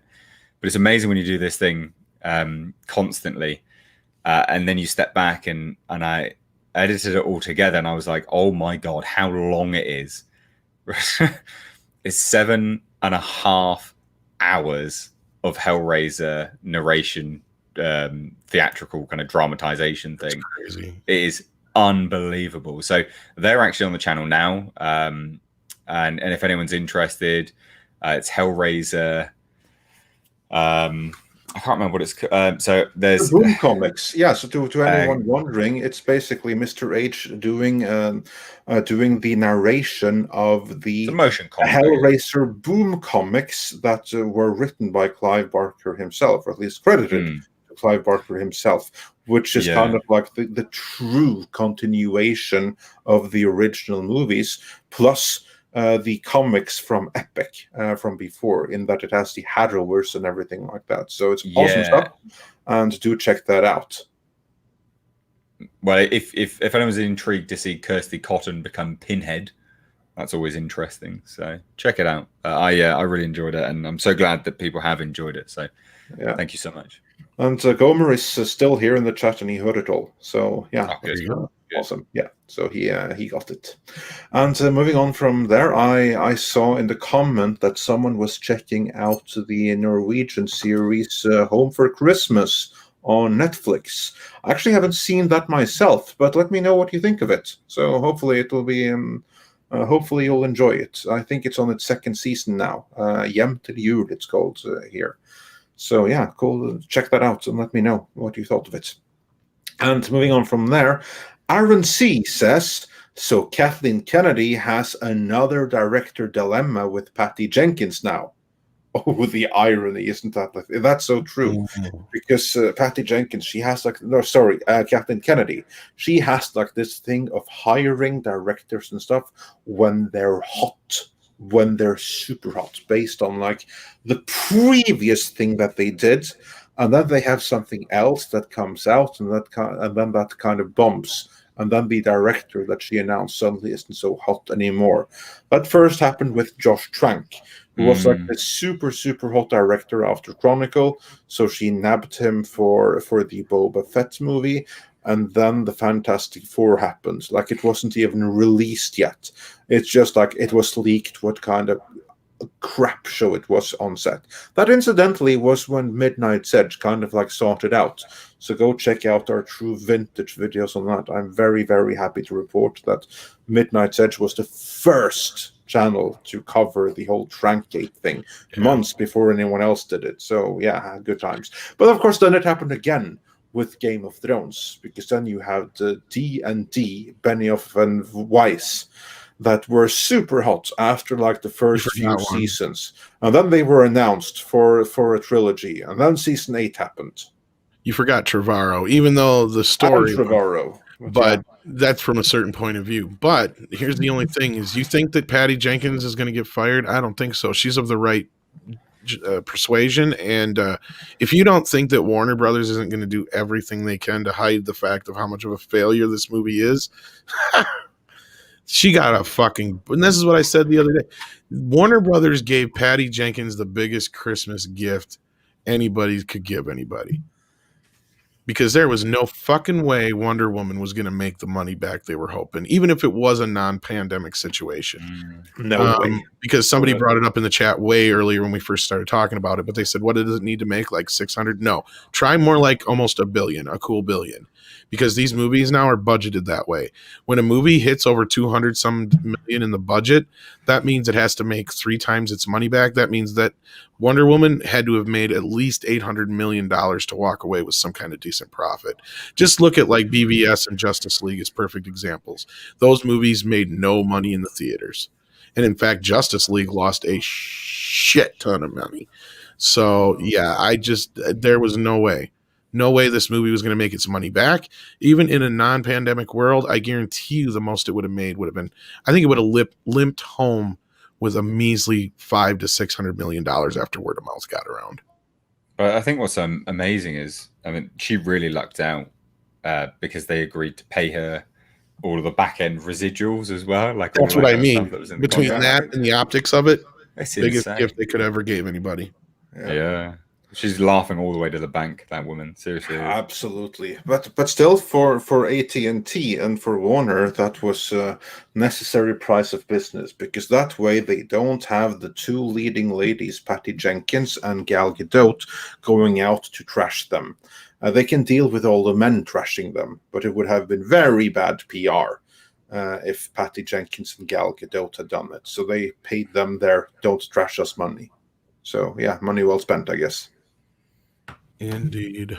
Yeah. What do we got left for super chats? We have a couple more left before we caught up. Curtis D of Montana says, "Happy New Year. I want to know from the 3 of you." Oh, here's a good one. What are your top 10 favorite movies of all time? Oh, wow. Ones you can watch over and over again. What, 10? Well, that's a tall order, I think. Yeah. But I'm sure we can give you top 3. Oof. Mr. H has to get rolling, so why don't you give at least a handful of your go-tos real quick before you head out. Epic. Oh, great Scarface. movie. One of the best movies ever. Yeah, I know. I just think it's great. I think it chronicles the perfect rise and fall of a guy trying to succeed. It's just great. I think it's amazing. I love that film. Stand by it. Yeah. Super Bad. I think it's just hilarious. Just a funny comedy. Hey, is it McMuffin? It's just it's such a great, like, just a funny, like, it's a go-to jokey comedy film for me. and Aliens or Predator as well. Surprised, yeah. So there you go. There's my 3. But you are right. I've got to go. Apologies, ladies and gents. But thank you so much for having me. Thank you so much for coming in, Mr. H, especially in the last second. We appreciate it. Yeah, so I was actually just editing a video, so I was like, I saw you guys go live, so I jumped in the chat. So we do have you scheduled for Monday, so again, of course, we may see you then as well. So absolutely, thank you so much, man, for coming in. Absolutely. Well, thank you all. Peace out. Have a good stream. Take care. Take care. Do check out Mr. H's channel. I'm sure we've been getting the. I'm sure Natasha's been sharing your. She's been putting it in the comments, and I'll be putting it in the description after the fact as well. Okay. All right. Thank you. Take care, sir, and thank you so much. Take care. And Tom, what are some of your favorite movies? Fuck, we're gonna be here for a while. Let's see. Well, let's just do a couple of them. Well, of course, everybody knows I love like Ninja Turtles 1990, Gremlins. Bill and Ted was always a big one for me. RoboCop, Karate Kid, Back to the Future, Jaws. Jaws is probably my all-time favorite film. There's so many great movies that I could always watch, though. But a top 10, an actual top 10, gosh, and then I'm already forgetting things like Nightmare on Elm Street and things like that. So it's just, there's too many movies that I love so much. And Andre, we have an idea of yours already from some of your editorials and documentaries, but go ahead and let us know. I'm curious to hear. A top 10 that I think is a separate video, but in no particular order, a couple of highlights of mine. RoboCop is not going to be in the cream of the crop list, actually. That's in mine. If I have to like say some really those that I really stand by, that if you told me that I'm gonna go to a desolate island and I can take these movies, only so many movies with me, then these are the ones I would pick. And you may be surprised by my choices. Many of them you'll probably never have heard about. Of course, some you will. One of them would have been 2001: A Space Odyssey, which I consider to be one of the greatest movies ever made. And another one is Quest for Fire, which is another fantastic movie. Actually, the first movie of Ron Perlman. The Fearless Vampire Killers spring to mind. It's a parody of the Hammer horror movies. And it does what it does so much better, kind of like how Spaceballs is better than most of Star Wars these days. Well, so it is with Fearless Vampire Killers. Just the mood, the atmosphere, the mise-en-scene, the acting. It's all fantastic. So, that's one of the greatest movies of all time. Manhunter, the very first Hannibal Lecter movie. That's a really great one. Same with the Pink Panther, the original from 1963. And going back even further, I'm a big fan of Nosferatu from 1922, the original there. And of course, I also have to mention the Nosferatu remake by Werner Herzog and Klaus Kinski. You say it better than me anyway. So. Yeah. Well, actually, any movie starring Klaus Kinski, directed by Werner Herzog. Yeah, you almost got to give me a genre, because I could just throw so many out there all day long. There's so many movies that I know by heart, almost, and Superman the movie, Mark. That's probably one of the ones that I remember the first really seeing on television that really caught my attention, big time. And there's the Mel Brooks movies, the Terminator films, the first two anyway. God, there's so many great films, especially we were just talking about this yesterday, that Beverly Hills Cop is another one of my favorites I forgot to mention. But from 1970 to 1995 is just probably the renaissance of film. And I don't know if we'll ever hit that again. Ever. Probably we won't. It's sad, but that's what it is. But that doesn't mean that we can get other amazing stuff in the future. And we can talk a little bit about the future. I just want to get fully caught up on the remaining super chats. Drew Thompson says, I think people have had enough of fantasy in general, not just superhero movies. Well, we shall see. I don't know about that, but we'll just look at the reaction to Luke Skywalker and the excitement there is for Dune. So I absolutely think there is a market for especially in this period right now. I think that that fantasy is something that's going to be very popular for people to dream them away to another world. Well, not only that, like, I mean, people, when they bring up, oh, the superheroes on the way on, I don't know about that either. I think it's really going to stick around for a while. I think it's going to be like the new Western. I think it may take different forms. We may not have as many big blockbuster movies or big. No, we'll have them on movies, on Disney Plus, television, and HBO Max, and Netflix instead. That's the difference. But don't think they're done yet. I mean, they may be smaller than they were before, but I think people may be a little sick of the whole Marvel quote unquote formula, even though I don't agree with some of the assessments on that. And some people are sick of the dour, dark DC verse too. So, go to the other side of that. So I can piss everybody off in the chat. I think after Wonder Woman 84, they're going to go back to the really dark. And then you have that too. DC in no time flat. I think what they need to learn is that not every superhero movie is another kind of superhero movie. And I think DC learned their lesson a little bit, especially with Shazam, Aquaman, and what was the last one they just did before? Birds of Prey? Not before, no, before Birds of Prey. Shazam, Aquaman, Joker. Oh, Joker, yeah. Between those three movies, if they kind of continue down this road of, look, every one of these is its own monster, they'll be okay. Like, you cannot treat Superman like Batman. You cannot treat the Flash like Wonder Woman. You can't, as long as you realize what Superman is and what Batman is and what the Flash, without going through all of them, as long as you understand the differences that make these characters great, you're going to do fine. That's what the early Marvel movies, at least, especially, I think, gravitated towards. Because, I mean, look at how, they do follow a somewhat formula as far as, like, the standard, Richard Donner telling a superhero story. I get that. But there's no way you can tell me Ant-Man is anyway the same film as Civil War or Winter Soldier, I mean.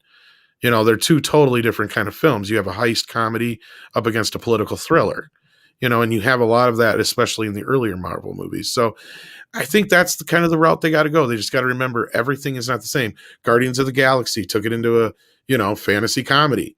As long as they can continue to reinvent things within and not trash what the original character is, they'll be fine. Yeah, indeed. I also don't think that it'll be going away anytime soon. But obviously, I don't want a light and bubbly Dread, of course. I don't, I want a dark and gritty Dread, but that doesn't mean I want a dark and dour Superman, or Spider-Man or whatever. Exactly. And Diego Flores says, I think Hamada tried to make a power play to stir investors and put a leash on AT&T management. But as you say, it will end up burning him. Yeah, that's what I'm inclined to believe. And I'll be doing an editorial about it before long. But we shall see.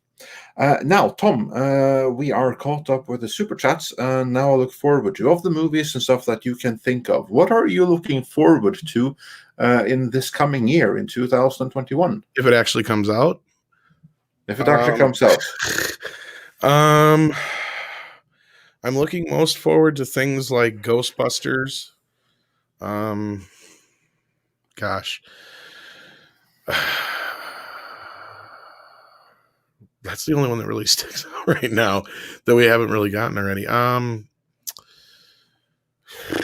Besides that, well, you're going to have to remind me of some stuff that's still coming. Well, there's Dune. Well, Dune, yeah. That's one I'm looking forward to. I'm kind of more, here's the thing with Dune. I am more curious to see how the reaction to it is than I am the actual film. Does that make sense? It makes perfect sense because you're not invested. And this is like the same thing with me and Star Wars. Because, I'm now invested because of The Mandalorian. But like, for instance, with The Rise of Skywalker, I have no affection for the Star Wars brand at that time. I didn't care. I have no emotional attachment with what they did with anything. So I was looking forward to the movie only to see what they would do and how people would react to it. But as for myself and for my own anticipation, I couldn't care less. So I see exactly what you mean. Yeah. Well, one I was actually very, very excited for, if you'll recall, that I was very let down for in some ways. Yeah, I'm not looking so much forward to the new Halloween film. Sorry, Dr. Phoebes. I didn't care for the last one. I was happy to see what it did for the genre. I'm hoping that the ripple effect after, the pandemic thing calms down, we actually do get some more classic horror film, genres reinvigorated, but I did not like that film. So I'm not really looking forward to that sequel, unfortunately. Yeah. Wish I I'm was. sure you're looking forward to Coming to America. Yes, that's one. Thank you for reminding me about that one. I am definitely looking forward to Coming to America. That's one I've been talking about for a while. Yes. Because for those who know me, yes, I'm a big Eddie Murphy fan, and that one's what I'm definitely looking forward to. Little worried about the whole PG-13 thing. I don't know if they're sticking with that now that it's going to be coming to Amazon. And I have no idea where this random kid came from, but I'm definitely looking forward to that one for sure. I'm trying to think. There was another one or two that I just can't remember. And Culture Casino, how you doing, buddy? I could probably I could send you the link real quick, but I don't know how much longer we're going to be going here. So, No, we'll send him a link. Yeah. I don't know how much longer we'll go, but absolutely, the more the merrier. Yeah, this is just a chill streamer, not really talking about any specifics. What about you, Andre? You might be able to help me remind me of what the fuck's coming out. Well, there's Ghostbusters, as Yeah. you say.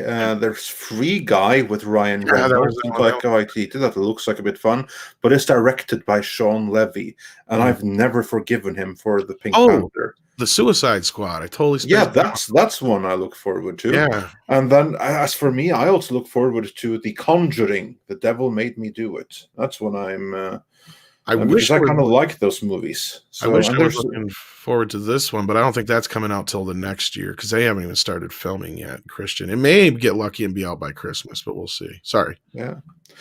And then, of course, it's the Suicide Squad that I think is going to be fun. I kind of look forward to Death on the Nile, the sequel to the Orient Express. Yeah, it's okay. It's not amazing, but it's okay.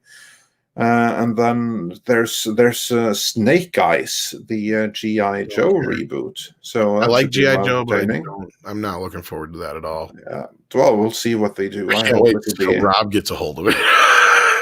Yeah, that's something that I look forward to. And then, of course, there's Mortal Kombat. I've heard. I was looking forward to that. I was looking forward to it before Script Doctor threw a cold bucket of water in my face right there. But yeah, for those who don't know, the writer, we're not looking forward to now. And then it's kind of. I know you were talking about that one a couple times. Yeah, and then it's Antlers, which is a horror movie that I also kind of look forward to. So that could be cool. At least I hope so. I hope that'll be good. There's and then of course on the TV front, we will be getting the what's it called again? The Foundation, Isaac Asimov's Foundation on Apple TV. So I kind of look forward to that a little bit. And also on TV, Around the World in 80 Days, the BBC miniseries. I don't know how much I actually look forward to it. It's something I want to look forward to, but I hope the best for. So yeah, it's something I look forward to with anticipation. Maybe not positive anticipation, but yeah. And then of course there's Discworld. As in The Watch, which premieres, I believe, in 2 days on January 3rd. Already? Yeah, already. Oh. And then Curtis D. of Montana says, Andre, have you seen the movie Mortal that came out this year? What did you think of it? I liked it. I have not seen it. Have you? Mortal? I don't think I've seen it. I don't think I had to look it up, see what that was. It doesn't ring any bells. I don't think I've seen it. Thanks for the recommendation, Curtis. I'll check it out. Oh no, that one. Oh yeah, I know which one you mean. It's a Norwegian thing, or it's like a Norwegian co-production of an American that comes to Norway and he has like some lightning Thor superpowers or something. Honestly, I thought it looked so stupid that I never bothered watching it. It's directed by André Øvredal. He's the same guy who directed Trollhunter, which is a fantastic movie. But and he also directed the autopsy of some kind of witch. I don't remember the title. So maybe I should see it. But I saw the trailer, and it's something that I could see in an American movie. But when I see like someone with superpowers and stuff like that in a Norwegian setting, then somehow like my reality sense kicks in and just like rejects. So no, I haven't seen it. Maybe I can force myself to, but it just didn't look appealing to me. Mm-hmm. Iridium, if I'm saying that right, has a follow-up to that. Says, what movies do you dislike most for 2021, or what are we not looking forward to? Like Tom and Jerry, for instance. I have to go and have a look at things that are coming again. See, a lot of stuff I'm not really looking for. Honestly, everything from Marvel, I'm not looking forward to Black Widow. Doctor Strange, yeah, but that's not this year. Exactly, yeah. What's this year is Black Widow, which I'm not looking forward to, and it's like that Immortals or something. Yeah, and no, we also get WandaVision too. Yeah, and that too. Yeah, and I'm looking maybe it'll surprise. Maybe it'll surprise, but so far it's honestly something that I'm not looking forward to, and that I'm bracing myself to watch out of commitment, and I hope for the best. Natasha's looking forward to Fast and Furious 9, or not looking forward to, one or the other. I can't remember which. Shang-Chi is another one that's supposed to be. Is that coming out this year, or is that next year? I think that they have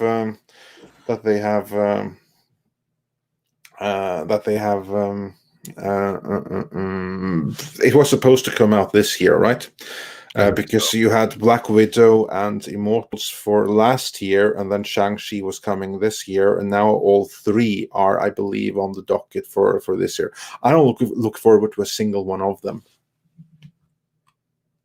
I don't look forward to any of the Marvel movies. Honestly, I don't look forward so much to Morbius, the Living Vampire, either. But I do look forward to Venom and Carnage. Yeah, somebody brought that one up earlier. I knew you were looking forward to that one. I'm just looking at a list of things that are supposed to be coming out here. And I saw people mention in the comments that Rare Exports is brilliant. Yes, it's a brilliant movie, but it's Finnish. It's not Norwegian. So we're supposed to be getting... here's a rundown of a few things that people may have heard of, and then we can kind of just go through real quick. Nothing much coming up here in January, but in February we got... let's see here... Tom and Jerry, which we already brought up. Tom and Jerry has the possibility to be like Sonic, but I doubt it. Then March we got Coming to America, which I already brought up. The King's Man comes out in March. Oh yeah, couldn't care less. Morbius comes out in March.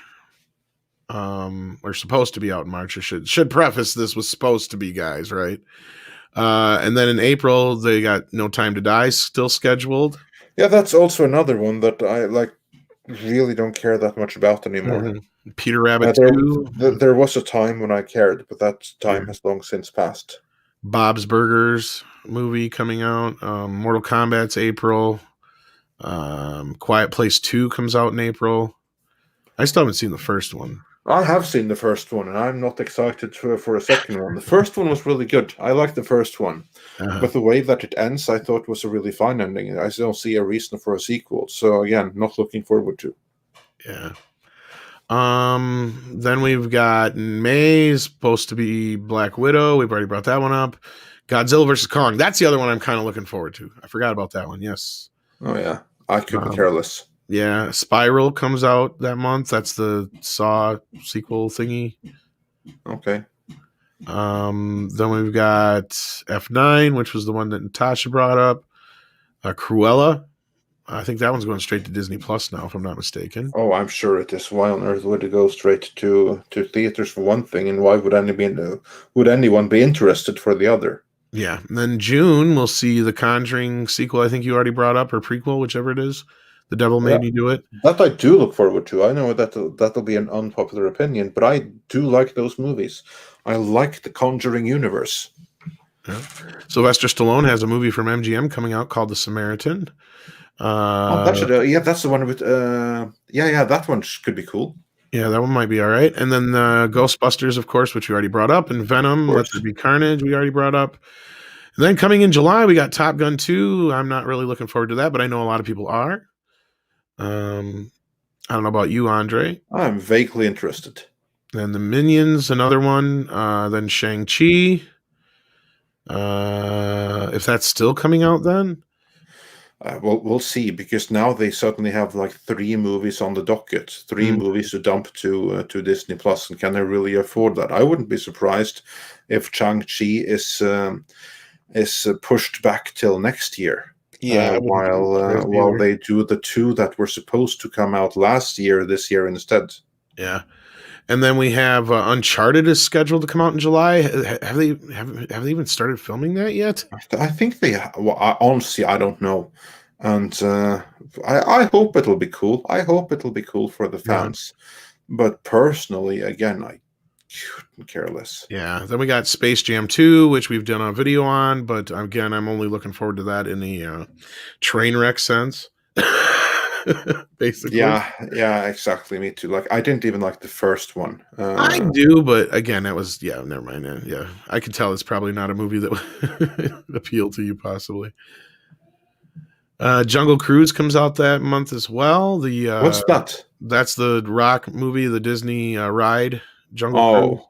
Yeah. Well, that could be fun though, if they're able to do something like what they did with the original Pirates of the Caribbean. Like, that may be hoping for much, but I think that's what they're trying to capture. Yeah, if they're able to capture that, that's something that could be cool.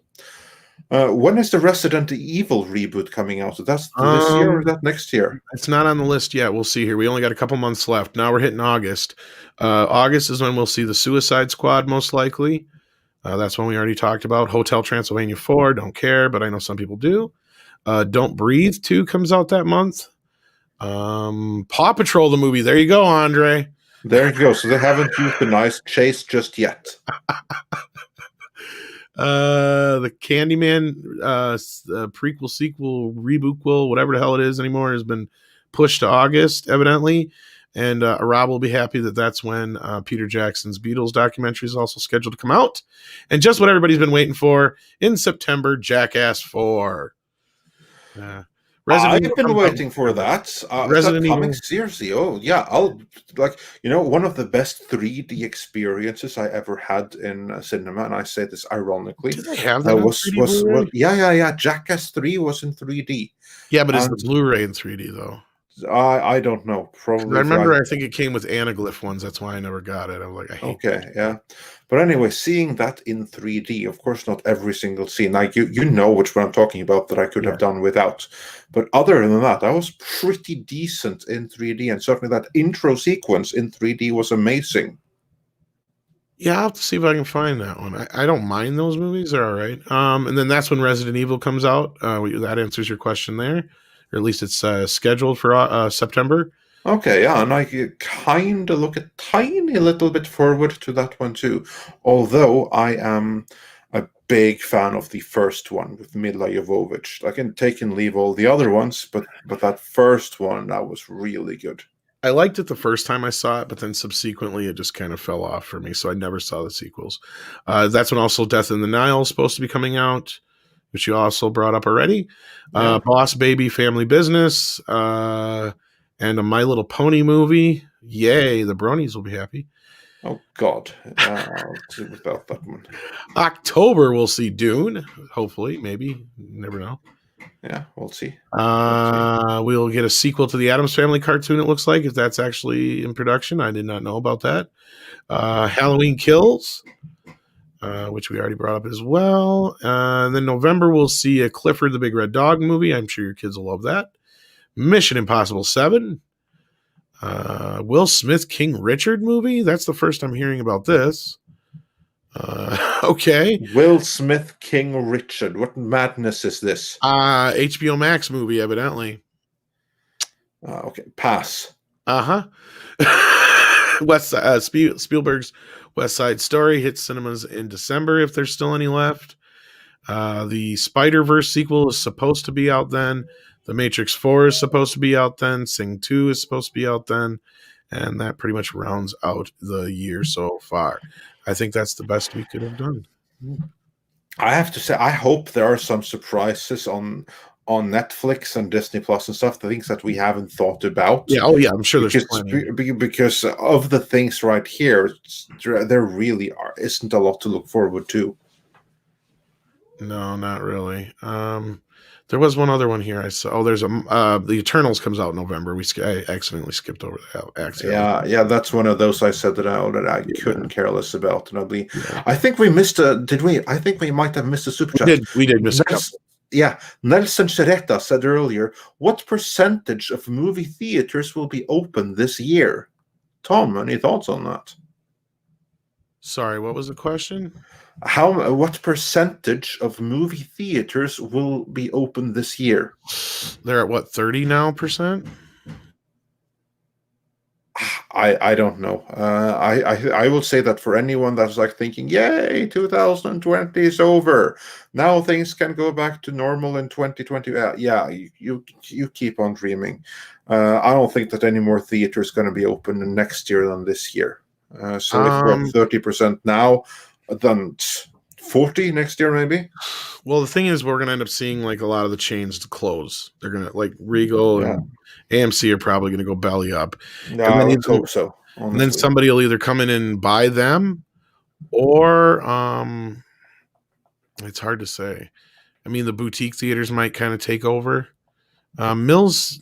No, we got we did get the super chat on Battlestar Galactica. Yeah, because Mr. H was still here when we got that one, right? We already discussed Battlestar Galactica quite extensively. So just go back and you'll see that we covered that. No, I'd be real surprised what's going to still be open. Probably a lot of just locally owned theaters, and you'll see an uptick in like drive-ins. Maybe Alamo Draft House will have like a bit of a or I wouldn't call it resurgence, but they'll open up a lot more locations and stuff. Perhaps you'll see a lot more of that kind of stuff, I bet. Yeah. But no, I don't think the main theaters will be that, unless they come up with something that really knocks this whole thing out real quick. I mean, but they are getting bailed out, though. That's true. I forgot about that. Unfortunately, that's not something that taxpayer money should be spent on. So yeah, we'll see.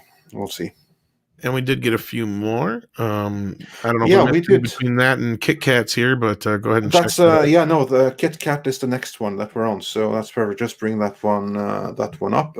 There's a bunch of icons. I got a smiley face, some beer and popcorn, and lots of celebration. Says, even the planet Jupiter. Exactly. It says Happy New Year. Saturn is it? Saturn. Yep. Yeah. Happy New Year, everyone. An American in London sends the okay, I got it now. An American in London. As long as you're not an American werewolf in London. I was about to say, beware of werewolves. Stay out of the mall. Oh Lord. BK0271, thank you so much. Says Happy New Year. Well, thank you, and Happy New Year to you. Have you heard anything about the Flight of the Navigator remake or Last Starfighter remake sequel? No, nothing new. But I would not be surprised if Flight of the Navigator isn't something that Disney Plus is looking into as a series or a reboot. And I wouldn't be against that one as long as they did it right.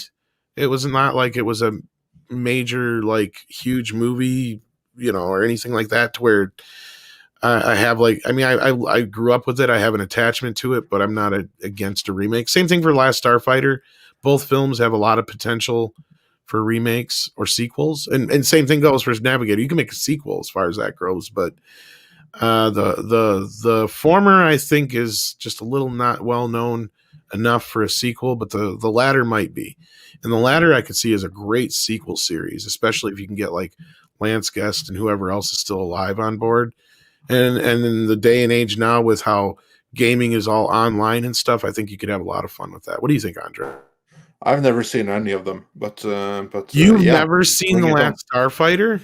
No, I can understand Flight of the Navigator, but you need to see The Last Starfighter, man. Well, I'll try to watch both of them at some point. Flight of the Navigator. I haven't seen any of them.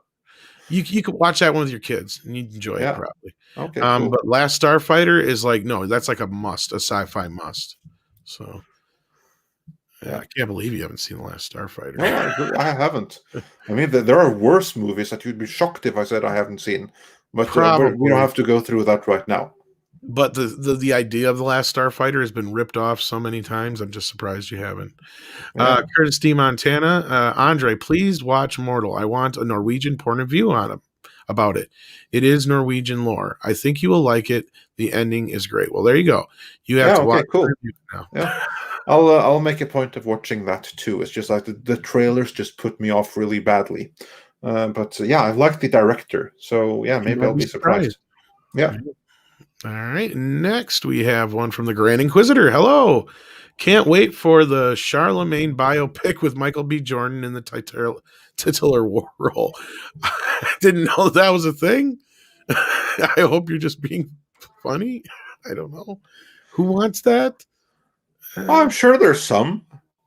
Michael B. Jordan, for one.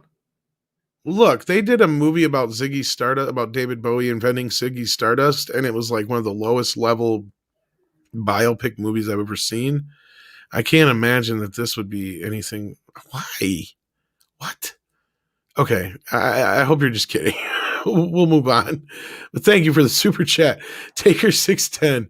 Star Wars, how Sheev got his group back. That's an animated special that I would love to see. I lost it somewhere. It's here somewhere. I know. I just gotta find it. It's just like my keys. I keep losing my keys and my groove. That's all. Yeah. Charlemagne is the father of Europe. Well, here's like, don't confuse the real Charlemagne with Charlemagne the God, the DJ. That's what I was doing. Yeah. I don't know. Like I wouldn't mind Michael B. Jordan for that. That's for a little like different. the real proper Charlemagne. I'd give that one a pass. I was thinking, for some reason, I was thinking the musical one. Greetings, Starfighter. Yes, you need to see The Last Starfighter. That's what Fat Steven Skull trying to say.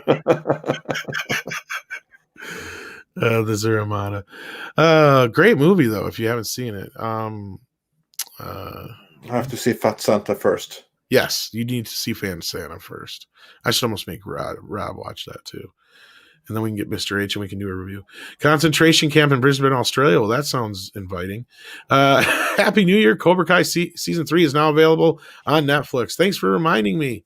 Yeah, you have like 2 episodes to go. 2 episodes to go. Yeah. It's like if I don't go and get some sleep now, I'm going to be dead. Diego Flores sends in 5 proving souls. Thank you so much. Andre, have you thought about a Q&A stream in the future? Something dedicated to each ME team.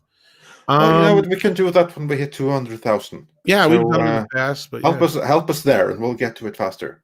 Yeah, and we got Yellowflash in the chat. Hail, brother, how you doing? And we're going to be wrapping up here soon. I can send you the link if you want to hop in and say hi. But yeah, Tom doesn't get sarcasm. I am sarcasm.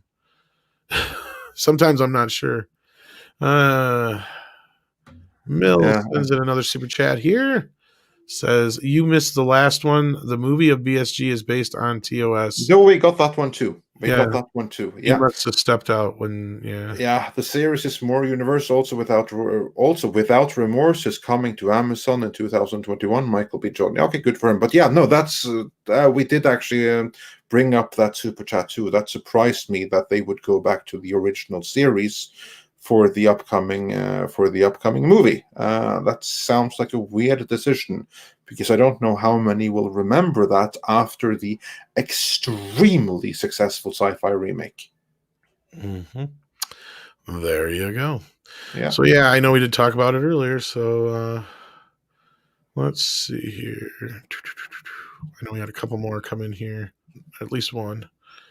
There it is. Another greeting, Starfighter. Death Blossom is ready. Yeah, I take the hint. I think he just paid you enough to watch it. Yeah. Eskimono Phono says hello. Well, hello, Eskimono Phono, and Happy New Year to you. I'm so glad to see you in the chat. And like that, Yellowflash is here in a flash. Hello, sir. Got me on a good time. Greetings and Happy New Year. Happy New Year, yes. How's everything going? I'm only a couple hours into the new year, and so far so good. How about you? I just finished up my videos for the day. I'm about to watch Cobra Kai, actually. Oh, yeah, I gotta watch it. Very nice. So yeah, so you and Tom both. Me, I'll watch it when I get around to it. But I'm gonna watch Batman first, I think. Yeah, you'll enjoy Fat Man. I hear it's good. Yeah, everyone keeps on saying that, including Tom and Mr. H, who was here earlier. So, and it has my favorite actor living today. So, yeah, looking forward to it. Yeah. Taker 610 says EFAP got their Wonder Woman stream taken down by WB twice. I'm not surprised, and now with that new bill being signed in, I'm kind of scared in the future of what we're going to be able to do. Yeah, that's really scary. But wasn't it blocked? Aren't the GOP trying to block it, the whole thing, and want that to possibly go out the window? He signed it though, so I don't know. I have no idea. I don't know how that stuff works. You would win on fair use. Based on some but like unless if they end fair use, like what kind of defense is fair use on YouTube today? I was watching some of that EFAP stream. They were barely showing any of it, and they were stopping it constantly and talking over it. The big people that are going to get wrecked by this are these people that will just upload like music albums on YouTube and have nothing on there. Those people are in a lot of trouble. Well, I think it has more to do with the video aspect, but yeah, like the people that are uploading complete episodes or movies and stuff like that. Yeah. No, I agree with you guys, but again, I also see what Andre's saying, and that's what I'm scared of. Is I see the side of it where it's an uphill battle for us to argue fair use. This is just going to make it that much harder. Yeah, no, you're not wrong, but I don't think it's all doomsday, like doom and gloom. I'm not. It's going to get a little harder, but. Well, it just scares me is some of the harsher sentences they're trying to tack onto it. That's what bothers me. The felony thing is kind of ridiculous. Yeah, that's the part that bothers me. It's like you're stretching it to a point like it's crazy, because otherwise then it's going to get to a point where we basically a bunch of us are going to have to get together in like a civil suit of some kind or something, or some big YouTuber is going to have to, go to court over it, or something's going to happen to make it come to a head. But no, I'm actually more worried about this than I am COPPA, and I'm still waiting for my apologies from people from that situation, because I told everybody that wasn't going to be a problem for us. But this I'm kind of scared of. So hopefully my fears are unfounded, but we'll see. Eskimo Phono says, May 2021, F us less than 2020. Happy New Year, gents. You know what? That's the best New Year greeting I've seen so far. The most realistic one. I appreciate that. My applause. No, everybody who got to New Year's early last night, I'm like, you lucky bastard. You got out of 2020 alive. And hopefully Az wasn't too drunk to remember his T-shirt, or I'm going to steal it. Because I said you need to make a T-shirt that says, my Az made it out of 2020 alive. Then I said, put your logo as the 2 zeros. And he's like, oh, that's fucking brilliant. He'll probably forget it. he was so fucking pissed drunk, man. He drank like 2 big bottles of booze. Did you see that New York mayor's office puts a Happy New Year, and it's him and like some woman dancing in empty Times Square? Yeah, like, motherfucker shut it down for himself. Yeah, that's why it all got shut down, so that they can dance. They could literally go out dancing while the rest of people are dying inside. That's such a show. Nice leadership. Nice leadership. I think we found a better blurb for Wonder Woman 84 than my clusterfuck of stupid. Graham Sardin says Wonder Woman 84 is like a prequel to the Feed Ghostbusters. There you go. Oh shit! And Birds of Prey is definitely it makes it a trilogy. Birds of Prey, one of the top grossing comic book movies of 2020. Top grossing comic book movie of 2020, sir. Oh, well, Sonic kind of technically can be a comic. That certainly was the superior movie. Let there be no doubt about that. Because that's it's kind of like sad, but thinking back, Sonic it's not the last movie I saw in theaters, but it's the last movie I saw in theaters and that I enjoyed. It's the second last movie I saw in theaters. The last one was Tenet, and that I did not enjoy. I didn't see Tenet. I saw Sonic. That was the last movie I saw in theaters. Period. Yeah. That was it. Yeah. Did you enjoy Happy it? I thought you did. memories. Yeah, I like Sonic. It was fun. Yeah. It wasn't a masterpiece or anything, but it was a good time. Yeah, that's what Exactly. I That's all you can ask for a movie like Sonic. thought. Right? It's like, if you look at the early trailers and stuff, it's being a good time. It's better than it had any right to be.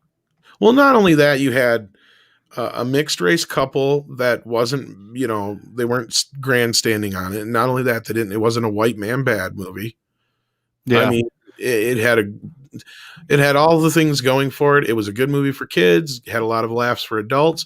Jim Carrey chewed up the fucking scenery like you wouldn't believe. So if you're a fan, best possible way. yeah, if you're a fan of '90s Jim Carrey, they let him go loose in this thing. It's funny how narratives change. Like with these outlets, you have a movie like Sonic, and it's like you said, had a mixed race couple, and there's not any outlet. Like imagine if that movie had been poorly received, they'd been calling everyone bigots. Oh, it bombed because of that. Like no one wanted to go see it because of that couple. No, you're probably right about that, Yellowflash. I wouldn't be Oh, surprised. for sure they would have. For sure. It's the same thing with Ray from Rise of Sky from the sequel trilogy. Oh, you just don't like these movies because you're a sexist. Yeah. Well, and that's the great thing about, I can say this much about Cobra Kai season 3 without giving away any spoilers. There is a few great moments where they have some nice jabs at fucking SJW culture, man, and woke culture. It is brilliant because a lot of people were worried like, oh, this third season is going to go completely fucking woke. Nope. It's funny if you go by the check boxes that they all have, that shows woke as hell. It is, but it isn't. Yeah. Well, I'm saying like it does like all the diversity stuff, but it does it right. Like all the characters have good growth. The story's great. Like it just hits everything. Like it's exactly what people want. It's a good story. It's progressive. It's not woke. I think that's a better word for it. Yeah. Yeah. But I mean, it does things that everybody else wants to do, and it does it right. Oh God! And this I don't want to say anything because this third season has been better than I thought it could be. Eskimo No Phono, thank you so much again for another super chat. Says, I'd like to thank the government for my $600 in gun money. Yeah, that worthless piddly fucking. Oh man, yeah. It's not even my business, but like just observing it from the outside, don't even get me started on I'm with Razorfist. You might as well just keep it and just don't tax me it next year. Just fucking. Yeah, exactly. That would be much better because for those $600, you're going to pay that back 100-fold in taxation. Tell me about it. I don't want to get into politics and all that stuff, but yeah, it's a fucking insult. I mean, it's my dad is a diehard Democrat, and he actually gave Trump credit for coming out and calling bullshit on that bill. Too bad he signed it. I can't believe that bill. I know. Well, actually, I can believe it because they've done so many omnibus bills, but it's just such a joke. I'm still like 500 billion for Israel's missile defense dome. The hell does that have to do with COVID? Oh no, the 10 million for Pakistan, that's a real doozy. Yeah, but that ain't got nothing on 500 billion. No, in terms of numbers, but just like symbolics, that's teaching intersectionalism for $10 million in Pakistan.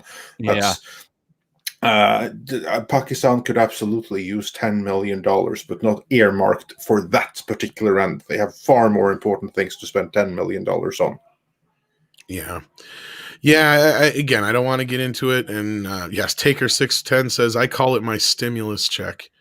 Yeah. My stimulus. Yeah, indeed. Yeah, exactly what on it the is. less part. Yes, indeed. Yeah. So yeah, I hope it gets. I sincerely hope that gets blocked. You may be right, Mac, but at the same time, no. Here's the thing. You got to look at it this way. He knows the odds of him sticking around are slim to none at this point. What would he have to gain by going out there and calling bullshit on all this and saying that, the rightful thing? You want to make a difference, give people $2,000. And that's what I said. I think it was, I can't remember which stream it was on, but I said, you know what? They cut out the 500 million that Yellow was just talking about, the other gender studies and all this other crap that we were talking about, they could easily give most Americans $5,000 right now, and that would make a difference. That's what they should do instead Exactly. of, because what it is right now, it's a bill that gives some breadcrumbs to the people, and everything else is a massive bailout for loads of things that under no circumstance should get any kind of bailout or funding that they never should get in the first place either. So it's completely ridiculous. So it's like, so that what you actually end up getting is it's breadcrumbs that you're going to have to end up paying 100-fold over the next few years. It's bullshit that Hollywood's getting a bailout, but the American people aren't. I'm sorry. I will say that much. I don't consider $600 check a fucking bailout. No. My God, no, it's an insult. That won't even pay my rent. It won't pay most Americans' rent. 2 weeks of food for a family. That's it. Can't even pay rent. And they call it a bailout as if, this is like a one-time fee that's going to make everything good. And I think true. What else? Monofono says right there. Yeah, they gave illegals $1,000 or something. Yeah, fuck that noise. I'm sorry, man.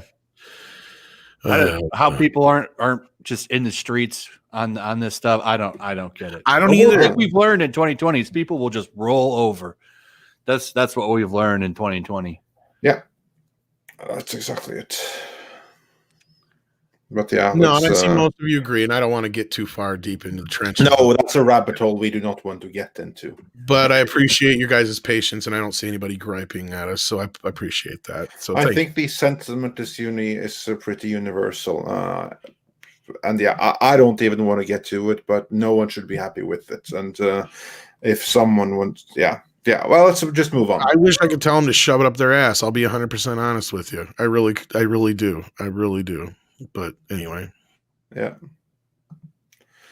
It would be simply better not to accept it. But Yellowflash, so what's going on with you? What are you looking forward to in this next year? Besides your stimulus. If it's entertainment, I'm really looking forward to Godzilla versus King Kong. Andre wasn't, but I brought that one up. I'm looking forward to it. Now, there's a versus movie I want to fucking see. We were talking about versus movies that we didn't need, like Batman v Superman earlier. There's a damn versus movie we need. Godzilla versus Kong, despite what Andre says. Absolutely. I wouldn't begrudge it to you. I don't care about it for me. The same as with like My Little Pony movie. I don't care about it for me, but for those of you out there who look forward to it, awesome. I hope you enjoy it. I wouldn't begrudge you it. Dune, I think looks pretty cool. Tom's movie, The Batman, I think looks really great. Looking forward to that one. They'd been better off having me play Batman in that movie, right? Oh, you're just a hater. I don't know. He might do okay. I will give him this. In the few minutes I've seen him in Tenet so far, I guess he can do a British accent, and he looks bigger now than I remember him. I will give him that.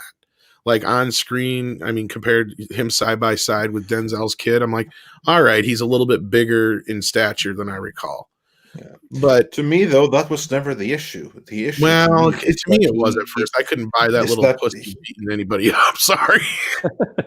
Yeah, but basically, just consider like Michael Keaton. Like, how big was he? That's what Tim Burton said. But if he was crazy, he would. But it didn't matter. He was nuts. I wouldn't fuck with Keaton. I don't care how. That's what Keaton sold it on, was that he's just nuts. He's crazy. You don't know what he'll do. That's the whole thing.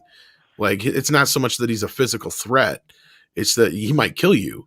Like, that's what that opening scene is about with Batman, is like, he could have dropped that dude, like, right now and it'd been over. That's what makes him scary. I love those movies. This is why I'm excited for the Flash movie, and I hate Ezra. I can't stand Ezra Miller, but that I'm just looking forward to seeing him again. But to be clear, I do hope the Batman is good. I don't ever hope for a bad movie. Like, that's the one misconception I think every one of throws on us YouTubers is. I'm sure there's a few out there who like relish it, but no, I would rather go in and be pleasantly surprised by a movie than to be let down. Like, I would have loved Wonder Woman 84 to be some cheesy fun, but it wasn't. It could have been. You know, and Eskimo no Phono says, I blame Dark Fate. I think that was referring to something before. But no, that's a perfect example of what I don't want out of my movies. I don't want to walk in the first few minutes and feel fucking depressed because they killed, you know, a character that we cared about for the last 30 fucking years. I mean, and same thing goes for Star Wars. I don't want to walk in and see a character I've cared about for 40 years. Why? I don't want to see that shit. Give me something like Cobra Kai. Give me something I can get jazzed about, something that I want to get invested in. You know, Mandalorian, even as mediocre as it is, I'm still at least more invested in that than I have in anything out of Star Wars so far that Disney has given us. So I agree completely. I also go in wanting to like I wanted to like Wonder Woman 84, and I want to like everything, but sometimes that just isn't possible when the end result or what is on screen is so unbelievably bad. That certainly was the case with like Terminator Dark Fate. I like Arnold Schwarzenegger. I wanted his swan song on the Terminator to be a good one, not to have him utterly humiliated on screen. In a pure propaganda movie. So, yeah. I mean, I just don't understand why people would think we get any kind of schadenfreude out of it or anything like that when we see these things. We don't. We really don't. Well, the only thing I get Terminator. Yeah, only thing I get is when they have done something that's obviously going to be really bad and backfire badly, and it does. I won't deny that sometimes I feel like, yeah, that was well earned. But at the same time, they might completely destroy a brand that I like in the process. And then it's like, yeah, it's not worth it. And then Eskimo no Phono says, Batman Returns mistletoe kits made me a man. Sorry, TMI. Well, that's one way of getting around, you know. Hey, there's a rule, you know. Mistletoe, you know. That's one way of doing it. Hey, if it works for you, Eskimo no Phono, then it works for you. That's all that matters, right? Do you guys have, I want to ask you, I have there's two accounts that always comment on my videos. One's the Daily Bugle and the other's J. Jonah Jameson. And they reply in character. To every one of my videos. And they're so hilarious. Do you guys have this guy? No, Mecha Random does. We have similars, but I've never seen that one specifically, no. So he's blaming Spider-Man for whatever the problem is in my video. And Spider-Man's a menace. It's really funny. I got a notification. He commented. You know, I like that you brought that up though, because yeah, we don't get to talk about this too often, but you guys make a lot of this worthwhile. Like you guys listening, the funny stuff you guys say in the chats, the comments, it really does sometimes. Make it all worthwhile because absolutely, just the smiles and the laughs you guys give us is great. Indeed. But he never. Anytime I do a video about Spider-Man, he never comments. See, now you're being called out. I did a video yesterday on the new suit, which is god awful, and he didn't comment on the video. Oh my god, that thing! I thought he was gonna call me a propagandist for Spider-Man and stuff, and he never commented. That's almost as disappointing in that new suit, and that's what I'm like thinking that because that's in the comics, right? Yeah.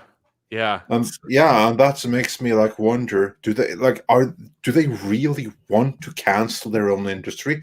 Are they trying to like end their own sales once and for all? Just like end it and be done with it? Because that's what it looks like. Who the hell came up with that design, and what's the reason behind that? And why they're trying to stir up fans. I mean, us talking about how it sucks is exactly what they want, to be honest. You're probably right because they don't get any other attention. You are probably right on that. Eskimo no Phono says he's not looking forward to the new Doctor Who episode. I'm supposed to watch that for Friday Night Tights, I think, but I'm not sure. Are you guys Doctor Who fans at all? I know you're not a huge fan, Andre, but no, not a huge fan. How about this? I have never seen an episode of Doctor Who. I didn't know about Yellowflash. But I've seen like half of one episode. I just didn't get into it. I'll tell you, I haven't watched it since I was a kid. But when I was on Az's show yesterday, he was showing comparing clips from the new show to classic ones, and it's like, damn! After watching that clip show, I really want to watch the old Doctor Who. Not so much the new one, but definitely want to watch the older Doctor Who because it really was kind of him and Gary kind of been getting me like more curious about it. But man, when would I have the time to roll through all that stuff? I know that's the only problem is the entry point. It's so many years. No, you do. I can actually. I've done some research on on a Doctor Who video that never happened. Where you want to start is with what's his face, the guy who was in Blackadder as well, like the best Doctor, the crazy one, the one with the I know the one massively long scarf. You want to do like his first storyline and some select storylines from his run. That's what you want to see, because he was the best Doctor. In the chat, help me out. Tom Baker, yeah, Kevin Street says it. Tom Baker, Yeah. That's what you want to see, apparently. Yeah, I've been told similar things. Like when I had a video store, I had a guy who brought in a bunch of bootleg DVDs to me. He's like, "Here you go." And like start when he here. went back in time to like the origin of the Daleks and stuff, that apparently was incredible. And yeah, I think that's what he gave me, and I probably have those DVDs somewhere. I'd have to dig them up. Nin Pao Bob, if I'm saying that right, says, "You guys seen the first Godzilla versus Kong or older Godzilla movies? I love the old ones." I do. I'm a big fan, and I have. Yes, I don't know about Andre so much, but Actually, I have. You know where I saw it? That was my first seeing Godzilla thing was actually seeing that one. And I've told you that these movies, they're not available in Norway, so we didn't have them when most people's first meeting with Godzilla in my homeland was the 1997 movie. Yeah.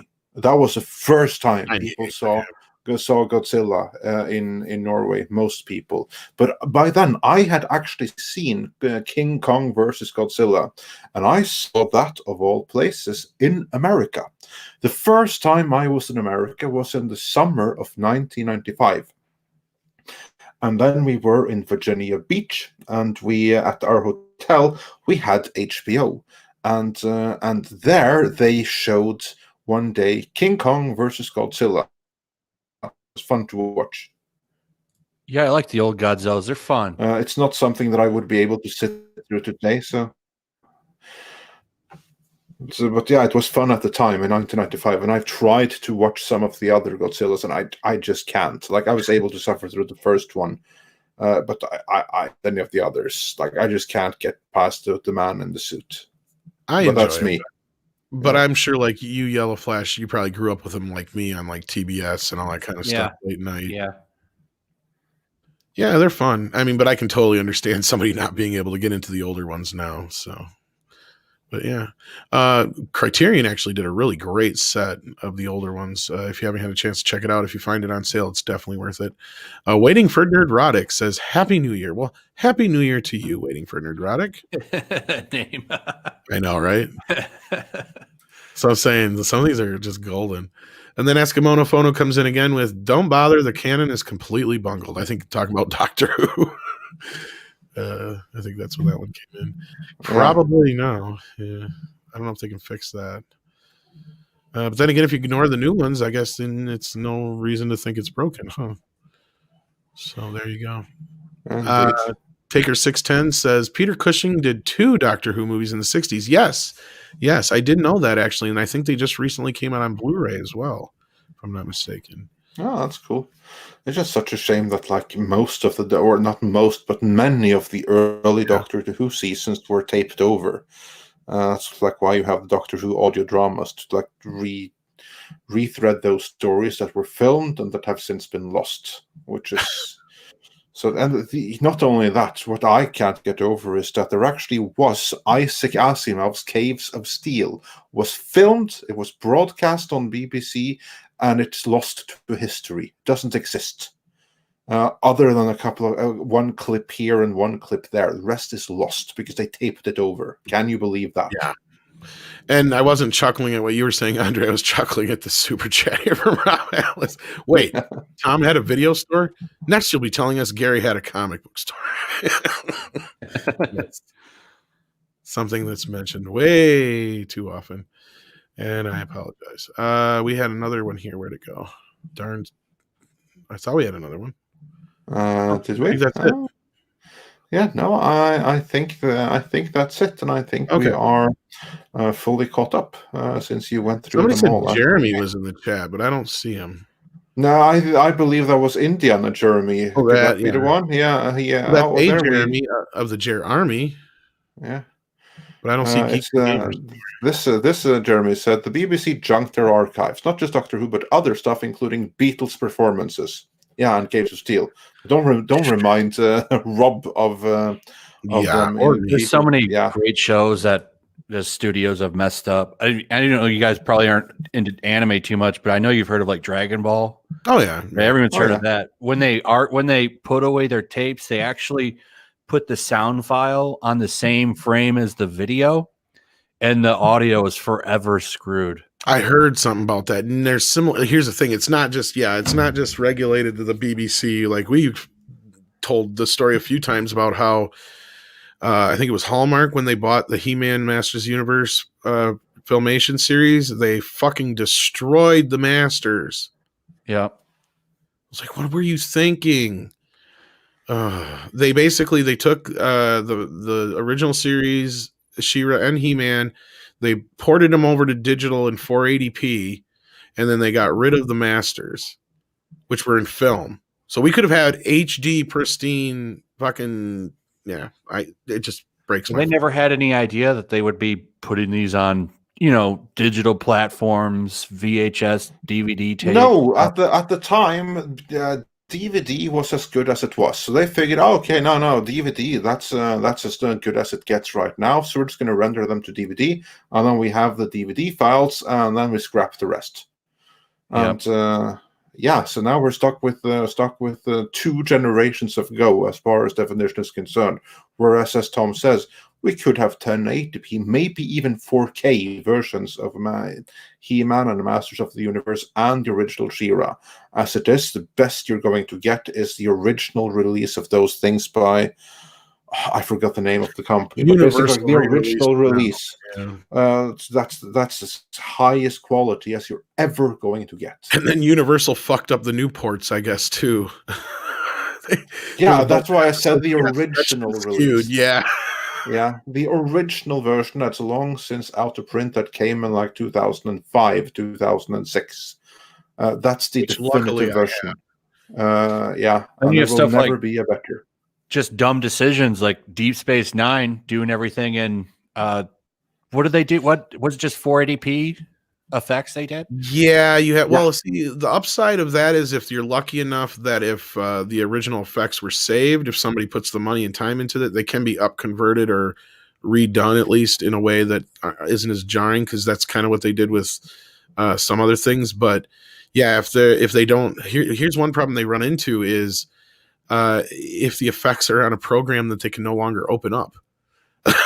That's a problem they ran into. It's kind of sad. It's like they can't find the right patches to get them to open up on modern computers. Yeah, that's actually something that makes the original Independence Day so incredibly stupid. That an Apple computer that was used to create the virus that hacked the alien software. Well, if you try to open a program made on those Apple computers today from the same freaking company, like 30 years later, you couldn't freaking open them. You don't have the patch for it. You couldn't do it. Yep, and just like Geek Time says here, this is why we've only had a DVD edition of the director's cut of the motion picture, is because at the time, for some reason, they only rendered the new effects in standard edition, and they will not do it in HD probably, or at least if they have, they're going to have to give it an overhaul if they do. Because those the beauty though is that there is a fan preservation that has done it in full HD, that has kind of like reconstructed the the director's cut of it. So that's something that can be Surfsharked out there on the interwebs. But we don't condone it or advise it. But if you do it, you should use some protection. Yeah, that protection should be Surfshark. Yes, I just really want the Genesis trilogy and Undiscovered Country in 4K. Those are what I want. Yeah. The only one that's in 4K is Wrath of Khan, right? Yeah, and that's only digitally, unfortunately. Man, it's got HDR, but it's still, the quality wise is. Can we at least get that on 4K disc then? Nope. Nope. For some reason, I don't know why, Paramount has not released it. They may be waiting to do some big box set someday, but honestly, until Paramount Plus gets ready and they actually upgrade it to do 4K, I don't see them having any. They're just gonna pump out the old ones with DNR again. If they redo them, no. If they redo them, well, if they redo them, they'll go back to the original masters. Paramount's been one of the ones that are very slow to the 4K table, and 90% of their 4K titles all go to digital. Like they'll release a Blu-ray, but they won't release the 4K Blu-ray. But you can go get the digital version in 4K, which is dumb. No thanks. Yeah, so like they're very selective. But if there's any movies that will eventually get a 4K release, it's definitely going to be Star Trek. Just when. It's going to be an expensive endeavor. Like, because what did Robert say that usually costs per movie to do a 4K scan, Andre? What, like? I don't remember the amount, but it's a couple $1 million. I know that. Yeah, it's an investment for sure. Yeah, so like to do all those films, to go back to, and plus then they got to go back and find all the original negatives, because I don't think they've actually gone back to the original negatives. Most of the Probably Blu-rays not. and DVDs we have right now are done from answer prints. So unless they actually specifically say they've gone back to the original negative, that's probably what it is. And they probably have not touched those since, well, they probably touched them for that director's cut, to be honest, but they probably only scanned them not even at 2K res. That's the other problem. Like a lot of these studios, like MGM found themselves in that kind of a place. They don't have the money to upgrade most of their fucking catalog because they went and did it already in 480p. And then they realized, oh shit, this ain't enough. So they've been releasing a lot of like 2K up converts to 4K. I've noticed. I've been pissed about that, but yeah, I hope somebody buys MGM's catalog and actually gives it a good overhaul. And that's if they can find half the fucking negatives. I've heard some rumors that some of the negatives are lost. Like the only MGM movies that have gotten any 4K treatment, I think, are like RoboCop, from my recollection, outside of the Bond movies. So they're some of them are due, definitely. Does RoboCop actually look good in 4K? They give it a good. I haven't seen the true 4K. I've only seen the Blu-ray version of it. The Blu-ray looks good. The new Blu-ray that came out from, I think Arrow did it, if I'm not mistaken. But that's how Go ahead. I have the Terminator 2 4K, and it's like really meh. Oh, that was one they fucked up completely. I don't even know how Cameron signed off on that thing. That thing is a mustard mess from what I've heard. And I haven't seen the 4K, but I've seen the 3D version that comes from that 4K render, and it's nasty. Everything looks like plastic. I hate that waxy look. That's how all the Star Trek Blu-rays except for Wrath of Khan look like. Pretty much. Waxy look. No, the 4K scan of Wrath of Khan looks pretty good, but other than that, yeah, the rest of them look like junk. So, yeah, that's like the irony that those DVDs, many of them are, at least for their time, better. Eskimono Phono wants to know how Lord of the Rings is in 4K. I haven't watched the whole thing, but I've watched some of it. Now, that's one that's unfortunately where the effects were stuck in 2K. I don't know why Warner's didn't pony up the money to redo them. But the upconvert job they did was pretty good. But now the rest of the movie, which anything that's doesn't have any computer animation in it, looks beautiful.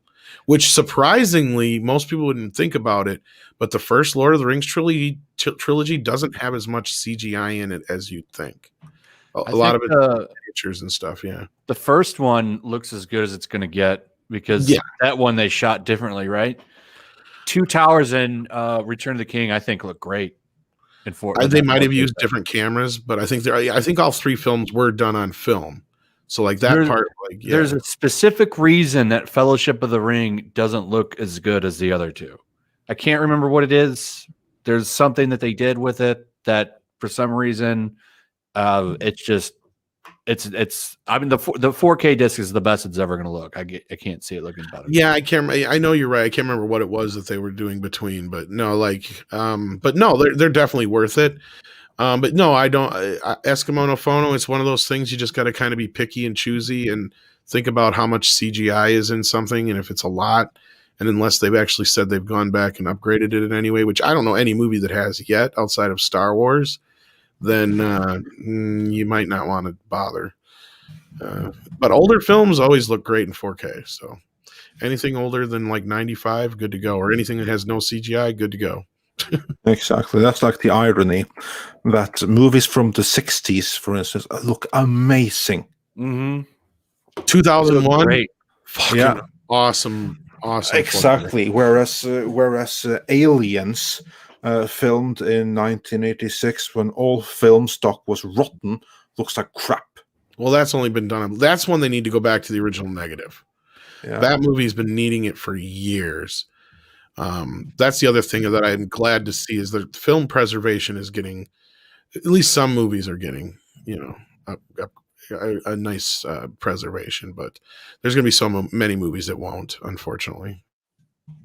Unfortunately, yeah. The majority won't, apart from some select ones, which have. Well, it's like perfect example. We were looking when we were doing the Zorro documentary. We found a shorter version of Marcus Zorro in HD, but not the longer version. So there's a longer version that still has yet to be scanned in any high definition format. Exactly. And for those of you curious, because just yesterday we released our ultimate Mark of Zorro retrospective. And if you go on over to Midnight's Edge Live Archives, you'll find the full movie there, the long version of it. And we've actually, I don't know if we'll do it, but like I joked with Andre, we should do our own version with music and do the voices and cut out the little segments and actually just kind of do the Foley and everything. That'd be a hell of an endeavor, though. Curtis D of Montana says, will they do a director's cut of Lord of the Rings? Both. It's got both versions. Yep. That's the first time ever that they didn't milk it. Because remember, DVD, you get the theatrical, well, you get the extended, and then even when it went to Blu-ray, they released the theatrical and then the extended. This time, they're both in the set. Yeah, the movies are, but they are going to release a long. With all the extras, all the special features. Yeah, they got all the special features from my Blu-rays. But I heard, I guess he's putting together some new ones, and according to Robert Meyer Burnett, he's got a buttload of stuff that never made it on the Blu-ray. And he was I was talking to him. I think we were talking about on the air, so I can't even talk about this. He's got a bunch of stuff from like a lot of the movies that he was behind the scenes on that he's like, well, I've never released any of this stuff. I'm like, yeah, but I guess you'd own it. You did it. You delivered what you were contractually obligated to. As far as I can tell, you should be able to release some of this stuff on your own, and there's nothing they can do about it. He's like, you might be right. So he's got all this behind the scenes footage from like the X-Men, Superman Returns, Lord of the Rings, a bunch of stuff that he worked on that's never seen the light of day just because it never got into any documentaries. And they ain't going to come asking him for it.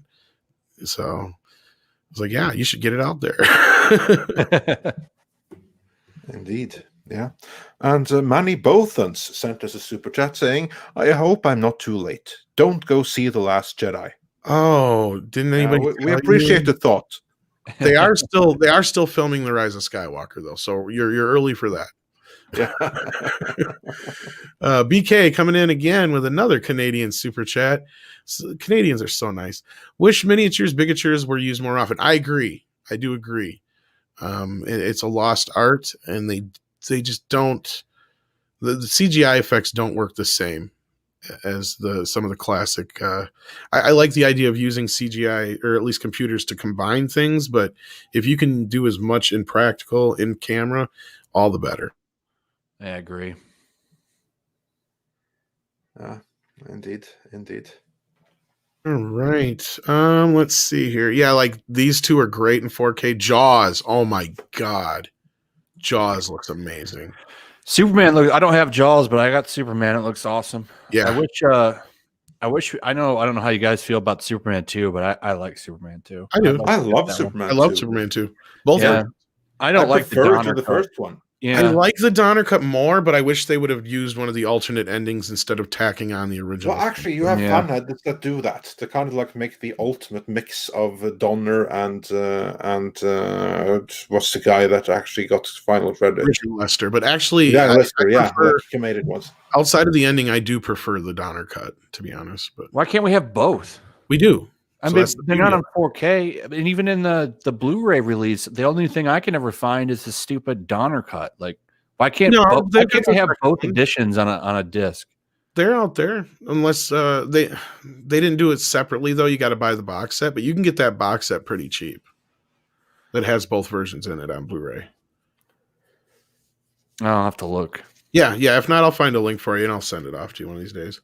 Mark the Cyborg sends a Canadian $3.99 in. Canadians are indeed nice, eh? Yeah, you are, eh? And how you doing, Mark? It's been a while. We'll have to bring you in one of these days. It's been a while since I've had you on. But no, like what we were saying, we were talking about the. I think when HBO Max, now that they finally got 4K, they'll probably start doing a lot more. And Warner's has been way ahead of the game on the 4K front. So I wouldn't doubt that we'll get a 4K release of both versions eventually, unless they only did the Donner cut in 1080p.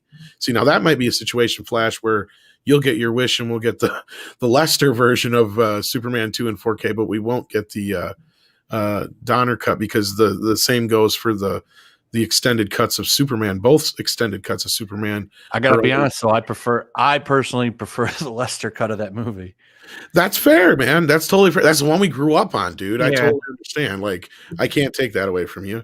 To me, though, the Donner cut just flows better with the first movie. It's just the ending of that movie is what ruined it for me. But I don't hate the Donner cut. I appreciate that it even got made, to be honest. Yeah, up until that little bit at like if they wouldn't have tacked on the ending and all that stuff, that's my only gripe with the Donner cut. So, but again, I totally understand everybody's feelings on it, and it's totally justified. And you like what you like, and you love what you love. Don't let me stop you. So, all right, was there anything else that we needed to cover, Andre? I think we've. No, with that, I believe that we are up to date on everything. So I think it's time to round out the first Midnight Surge in the Morning live show of 2021. Yeah, and we're so happy to have Mr. H along with us earlier on, and then Yellowflash coming in at the end. Thank you so much, buddy. It's been I know we finally got to hang out here recently, but it's been a while before that. But it's been fun talking to you. It's been too long other than that. Yeah, for sure. Thanks for having me. Anytime, man. You know the door's open. And Andre, anything else to plug or anything before we go? Yeah, no, I just want to say thanks to the guests. Links to both their channels are in the description, and also do check out the video that we put out yesterday, the Ultimate Mark of Zorro retrospective. And with that, yeah, be sure to come back again on Monday, Wednesday, and Friday. Every Monday, Wednesday, and Friday at 6 a.m. LA time, and. No, sorry, 9 a.m. LA time, I meant to say, and 6 p.m. Central European time. And of course, in addition to that, we have all the regular editorial content, which will be coming your way very soon.